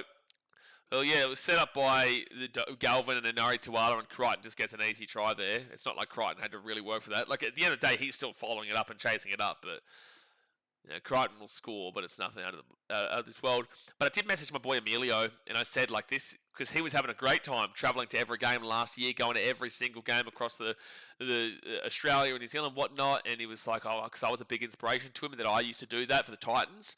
And he comes into it and he gets a really good year for the Dogs. Like he has a Dogs team that is really good. They're winning games all the time, really fun. I said, well, with the Titans, it wasn't like that. And when the Dogs eventually have that, you'll understand how difficult it is. And I said, you still got to remember how blessed you are to be able to travel and experience Australia, experience New Zealand. You still got to remember how blessed you are and grateful you are to be able to do what you do. But this will come. And it takes a lot to still go to every game, despite watching stuff like this. Like, it takes a lot. I will always remember that Canberra, North Queensland, New Zealand 3 weeks when we were 0-7. You know what I mean? So it takes a lot. So it's good to see that he's still cracking on with it, but it won't be as easy and it won't be as fun. It'll be fun and grateful to still be enjoying a coffee up there in Townsville, you know, and going out and experiencing Melbourne kind of deal, or going across to New Zealand and having a good time. Fourth tackle of the Dogs at the 32. It's still a great time when the game's not on, but when the game is on and you're copping shit on Instagram and social media and you're seeing how sad the community is, it is not easy. And he would not be having fun in regards to that right now. So he's starting to understand what I went through for years.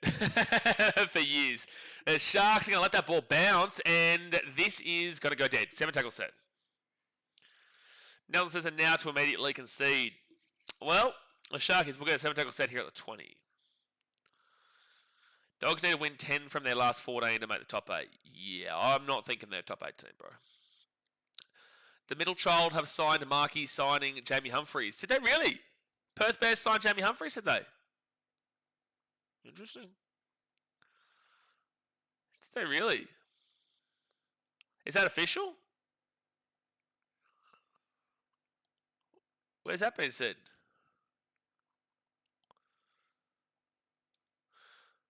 Is that like brand new? Third tackle of the Sharks. They're going to be at the 45. And Jaden Beryl's going to run this ball to the 35 now. Jesse Colhoun. Remember, I did say at half time I could see the scoreline being like a 36-20 kind of deal. I think that's still entirely possible. Nico Hines at the 30. And it'll be fifth tackle here at the 25. I think it said 36-24, didn't I? Trindle puts that ball up into the air. And Nari Tuala gets the ball to 5. I thought that should have been an escort there against the Dogs. It should have been a Sharks penalty, but they didn't call it. Stephen Crichton brings this ball to the 15 on second tackle. Best halfback has to be Stephen Crichton. Yeah, Jake, we don't listen to your opinion then. So Jonathan Sewer is going to bring this ball into the 20 on third tackle. Bulldogs Storm next week. Well, the Storm are very beatable right now, Canterbury. And you need a little bit of revenge for what happened last year in the finals. You got your revenge over the Panthers, weirdly enough, but you need to now do the double over the Storm. Knowing this Bulldogs team, would that be a surprise, then beating the Storm next week? Just wouldn't be, would it? Sharks get the ball here at the 15, and they'll bring it now to the 25. Don't forget, guys, tomorrow we have 3 games, obviously, and a 3-game Sunday, but 3 games tomorrow. We start off with Tigers versus Manly, then we go straight into Roosters versus Cowboys, and then we go straight into Eels versus Storm. So big day tomorrow, and then on Sunday we have Titans versus Knights. God bless us, God help us. And then the Broncos versus the Warriors. And then final game is Dragons versus the Panthers. And then we will also be live after that for the Origin announcement for New South Wales. We'll speak through that because it's going to be interesting to find out. Oh, that's a knock on there from whoever Peru. Oh, they didn't call it as a knock on. He even looked up the referee. That was as guilty of a knock on as you'd ever did see. Who was the first Dragons win this year? Lil Busby says the Warriors game was ominous. They have a good record against them. I'm hoping they beat the Panthers, to be honest. Let's forget the Panthers game, bro. But in regards to their first win, it's not probably going to be happening over these next couple of weeks. Nearly a knock on there for the Dogs. 15 minutes out, second tackle. It's just not going to be happening in the next couple of weeks, is it? Because I think they've got like the Wars and the Broncos and whatnot. I just don't know, man. Like this question, they will win a game at some point, but I just don't know. I really don't. Matt Burton will be at the 30. If I was to make a prediction, and penalty to the Dogs, they'll take that. They will take that. So the Dragons' next games are the Panthers, the Warriors, the Broncos, the Sharks, the Knights, the Raiders, Tigers. Dude. I guess maybe a sneaky Sharks because they've got the last time the Dragons won was against Cronulla last year at Cogra. That was like round 20 of last year. I guess their next win for mine could be Cronulla. 6 again over the Dogs. Well, you could lose this game 1-12. I did call it 1-12. First tackle over the Dogs at the 13, Max King. They go to the right, and it's going to be Harry Hayes, who is 5 metres out, second tackle. Bailey Hayward goes out to the right to Galvin. Galvin to Crichton. Crichton, Inari Tuala. Oh, he's lost the ball. Oh, you're off your fucking head. You're off your head, bro. Like, you actually had a chance to come back in this game. If you score there, it's 32-18, 14-point game, 14 minutes to go. There's actually a slight little chance. He's actually knocked this ball on. He's actually just dropped the ball cold over the line. You actually had a relative chance if you put that ball down, but Kennedy's done great there, knocked the ball out, and that just really rocks him. Mind you, the Bulldogs, I think, have won this second half 6-2 right now, no? I'm pretty certain the Sharks have only scored 2 points. Yeah, it was 30-6 at half time. It's now 32-12. The Dogs have had the better second half. Great try save from Will. Second tackle here for Cronulla. Kale Ero at the 35. And it will be a penalty against the Dogs. Galvin, I'd penalise him for dissent. He's really gotten into the referee just then. You're lucky that wasn't a penalty for dissent. A crusher when the player tackled falls into the third man is a dumb rule. Final score prediction is 38-12. I could still see the Doggies scoring again, but I could see the Sharks scoring as well. Mind you, Dogs is coming, Donald says. Dogs is coming what? What are you trying to say? Rough call, but I can understand what the referee's saying, but a rough call, that one. Harsh one, anyway. So first tackle for Cronulla, Teague Wilton at the 25. PNG Chiefs sign Liam Martin. Nah.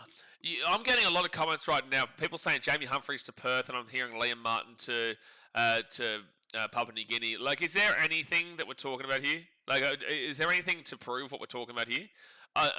It may be true, but also, are we actually being legit, or are we just talking it up right now? So Sharks here at the 20. Will Candy be taking out the 4 tackle? Liam Martin is looking likely to go to Papua New Guinea. Thank you, bloke. Thank you for saying the word likely.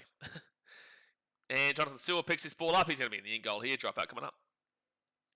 Eden says, why would Liam Martin sign a PNG? Cool. Why would Jerome Luai sign a Papua New Guinea? He did. Because of money. You get your full contract. You are not paying tax. You effectively lose half of your contracted tax in Australia. You get a full 100% in Papua New Guinea because of your tax exemption. That's why.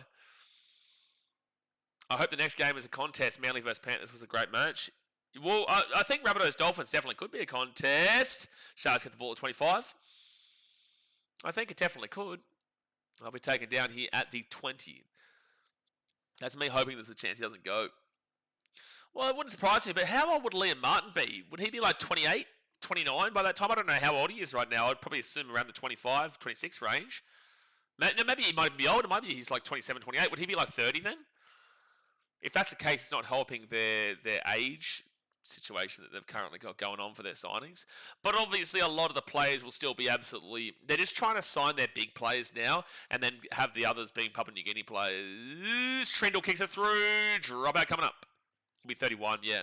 So he's like 28 then, yeah. After a few thoughts, or 28, 29, 31. So yeah, Jerome Luai, he'll be like, what, 33? Alex Johnson will be like 35, I think, or something like that, 34, 35. And Liam Martin will be like 31. So it's not like they've got a young core. But they just want that experienced players in Luai, Liam Martin, and Johnston to help through the Papua New Guineans. I'm just spewing that Edwin Ipape is long-term signed in England because that would have been the perfect signing for him. Dogs are actually going to get this ball back here. They are still going to go back in the in-goal, though. Another dropout coming up for the Sharks. Edwin Ipape is a perfect signing for the Papua New Guinea Chiefs. But it comes down to if the team in England that he plays for releases him because he's signed till 2031. Seb Watson says, all these older players should be queuing up to get a Papua New Guinea contract. Well, that's what they're doing. Dogs, short dropout. Will Candy gets it to 15. Peptides, mate, says, so Jerome Luai is money-wise the first millionaire in rugby league history because it's tax-free. Well, no, but sure. No. But sure. China says, wrong one, mate. Wrong one what? It's third tackle out to 5. Do the Dolphins get revenge for round 1? We'll see. It should be a good game. Braden Trindle off the Toby Rudolph. I'm tipping the Rabbitohs, but it should be a good game. They get the offload away. Billy Burns. And still Sharks ball here. It's bouncing around, but now Moltalo is going to bring this ball to the 10. It's good to see that Moltalo has not looked like he's lost a trick since that injury. 10 minutes to go. Hit that thumbs up button, subscribe, and we do have the Rabbitohs Dolphins right after this. Kennedy to Kale Ero. He's going to be on a massive try scorer streak, but he hasn't scored today, I don't think. Hasn't scored today. Will Kennedy to Nico Hines. He will kick this ball across. Molotalo. Try time for the Sharkies. 36-12 with a kick to come and 2 tries on return. No good, doggies. No good. Sharkies, they're over. They're over. And it is a big old blowout here for Canterbury. That is now a 34-point swing. 36 points at the end of it. The Bulldogs will go to minus 91, minus 101, minus... Oh, no, dogs. Minus 111, minus 117. If you give up one more try here, dogs, you are below the yields today. Oh, you're on minus 117 when this kick goes through. If you concede 2 more points here today, dogs, you are behind the Eels before they even play the Storm. You will go into the bottom 4 today. Seb says it's like the Saudi of rugby league, no tax. Yep. Gary says, is the salary cap still in the NRL? Yes. If yes, how will PNG deal with that aside from the obvious, but the players making the extra in the signing on contract? Yeah, the contracts the contracts are still within the salary cap. Like, they've still got the same amount that everybody else has. It's just that players, when they sign there, if they're signing $1 million contract, they're getting $1 million. Whereas in Australia, if they're signing $1 million contract, they're getting like 500,000. So it's like, why would you sign the contract for $1 million to get 500 when you can sign the contract for $1 million to get $1 million? But the salary cap's still the same. It's not different. Not different at all. Nico Hines will get the kick, and it's 38 points to 12 with 7.5 minutes to go here to game. Sharks going to get another try before the game ends for sure. Well, they just did. Bloody hell, I'm on under 51 total points in this game. Oh, damn. Well, you don't want another try, but there's still 7.5 minutes to go here. That's a bit of a yikeser. A little bit of a yikeser there. Little bit of a yikeser. Still another game to go, though. Well, this is completely expected, though, to be fair. Like, this game could have been anything, but nothing would have surprised me. And the Sharks have been on here today, even though the Dogs have been... Oh, they might score here. Stephen Crichton's away here. He's in the 15. They get the short kickoff. Look, I'll be honest with you, Nath. I'm sorry, but I do feel like we're probably going to see another try, maybe even 2 in this game. The Dogs have the ball. They're 25 metres away, and Jacob Preston's going to be 18 metres out. This game has gone forever. It has, yes. It has. Burton to Connor Tracy. Is a knock on here from Britt Nakora, and the Dogs are going to get the ball, hit the 15. It makes sense, but that does not give PNG an advantage over other teams being tax-free. Yeah, that does give PNG an advantage over other teams, yeah. I would assume Albo's treasury wouldn't allow all the signing to be tax-free. Albo's the one who's organised it. Albo is the one who forced it because it's a political move. Papua New Guinea is more of a political move than a rugby league move, bro. But yes, no, it is absolutely an advantage. And that's why Perth are crying right now, saying we want salary cap exemptions. And I can understand why they'd be crying about it, but like at the end of the day, they are the middle child. And that's what people aren't recognising yet. They are a middle child. The hype for Perth Bears will die off immediately because Papua New Guinea are going to come with more noise. They've already made better signings, even though they're older. Their PR is ridiculous right now. The public response to everything in regards to the PR has been just incredible. And Papua New Guinea are already making leaps and bounds in regards to winning over the fans. Whilst Perth, they're already having reports of infighting between North Sydney and Perth. They also haven't signed anybody of real significant note to really threaten the competition next year. Logistically, it's going to be interesting. Preston goes straight through. Preston straight through. He'll be 3 minutes away from the line, third tackle.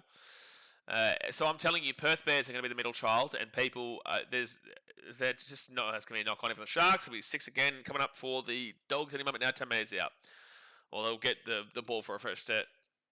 The Dogs will get it 10 metres away. People will forget Perth very quickly. Latrell's playing. I'm thinking cheeky South 13 plus bet. I'm going South 1 at 12. A challenge to the Sharks on a knock on. Are we serious? Are we serious? Sharks knock on challenge? Are we serious? This is the most obvious knock on of all time. Are we serious, Cronulla? Get a grip. Get a grip. Next game, I'm backing in Cody Walker for a try. I'm backing in Cody Walker for a sneaky. That's a shame, so certainly not a level playing field. No. But you also have to understand Papua New Guinea needs help, and so do Perth, really. But North Sydney, you're the kings of the league, apparently. Surely you know how to operate. You're the kings of the league. You wanted to take over the Titans license. You're the kings of the league, son. Surely you don't need help. You've beaten it before. First tackle, leave a local Galvin. Knock on again for the Sharks. Oh my gosh. Thank gosh they've lost their challenge because this is just knock on central right now. PNG government gave the tax concessions from paying Papua New Guinea tax. Albo is going to tax them if they spend more than 180 days in Australia. Fair enough. Dolphins commit 98% of crime in the ocean. Thank you, Mr. Plumbers, for that really intellectual and incredible piece of commentary. That's what I woke up thinking. I was like, shit, I wonder how much crime is committed in the ocean by dolphins. Dogs here quickly. And Nari Tuala, he will slip over, but he will still score. He's still scored a try, I think. It's going to be 38-16 with a kick to come. No, they're going to check this. They will check it to see if it's a try. Well, Nath, hold your breath. They've got no try. They are checking it. Who does the other 2%? Yeah, it's a great question, actually, John. So you're asking the real serious questions here. Who commits the other 2% of crimes in the ocean if it's dolphins committing 98% of crime in the ocean? Oh, maybe he's held up here. Maybe he's actually held up. There's no grounding on this angle. I'm pretty certain this is going to be held up for you, Nath. Kale Ero's done a great job there to hold that up.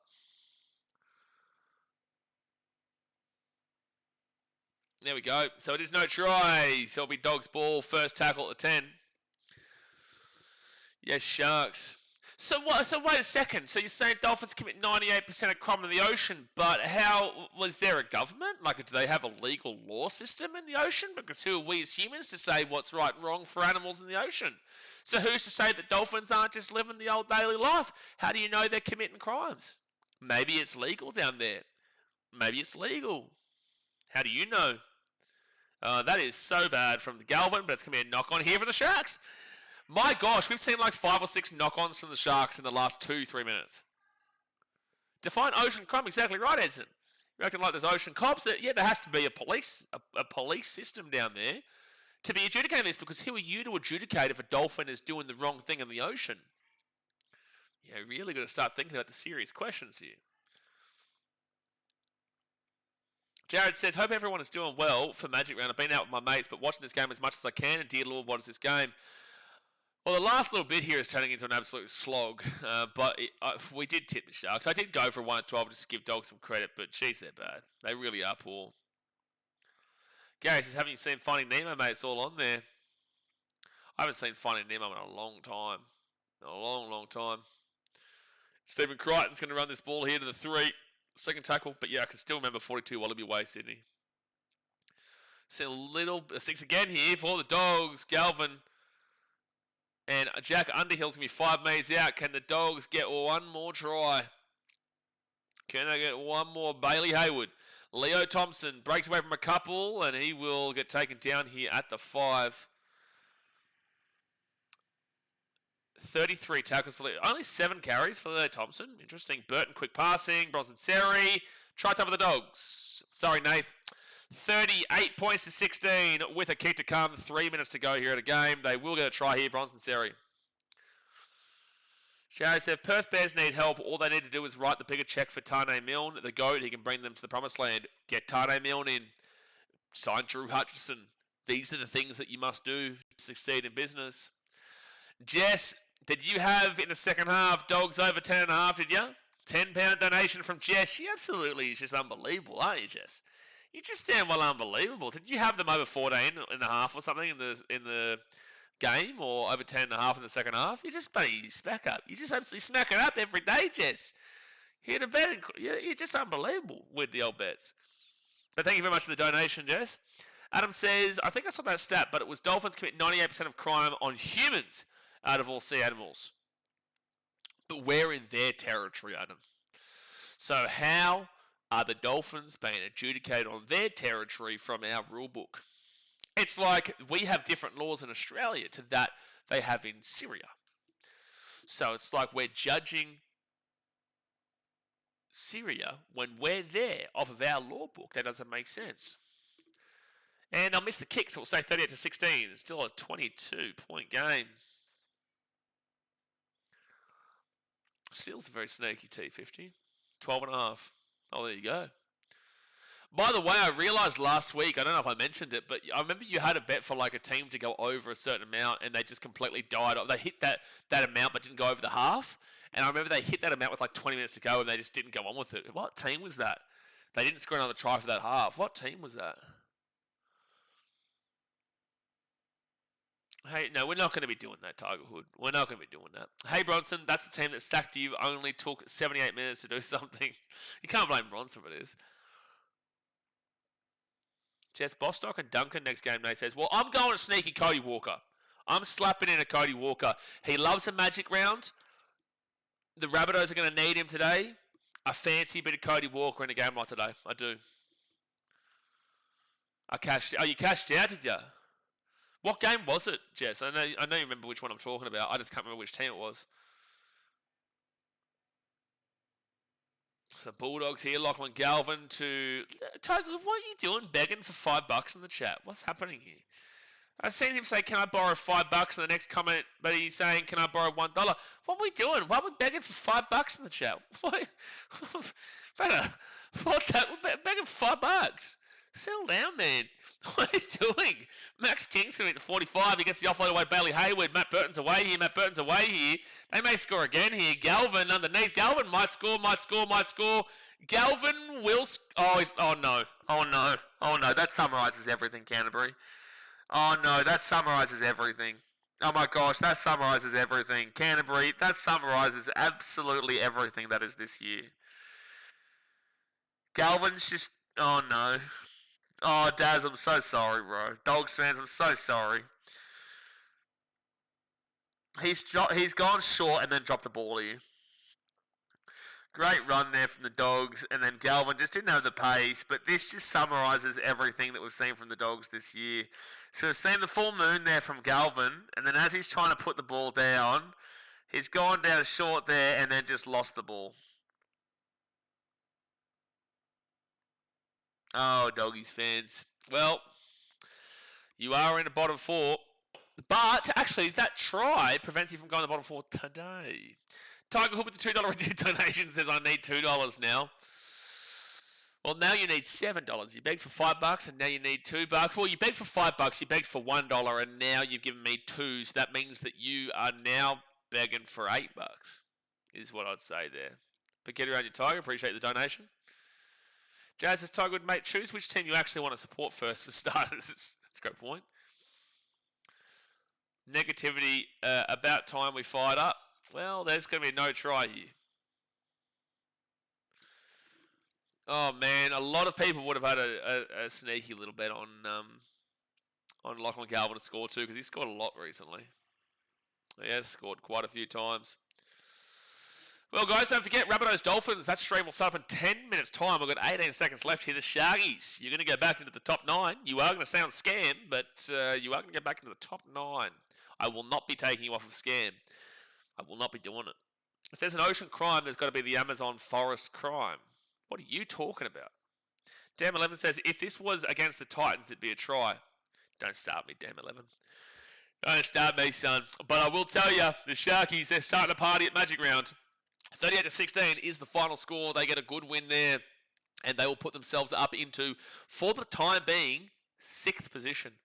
They will go into 6th position for the time being, but obviously we've still got Tigers, Cowboys, Knights, and Dolphins to play this round, so a lot can change there, but you are in 6th position for the time being, Sharkies fans. But guys, we're going to jump off. We'll be back live in about 5-10 minutes time for the next game of the day, which is the Rabbitohs taking on the Dolphins for the second game of Magic Round. Obviously, hit that like button, subscribe if you're new around here, and hopefully that is a cracker. Good work, Sharkies, Doggies. You're now in the bottom 4, and we'll see you next time. Thanks for watching. Catch you later. See ya.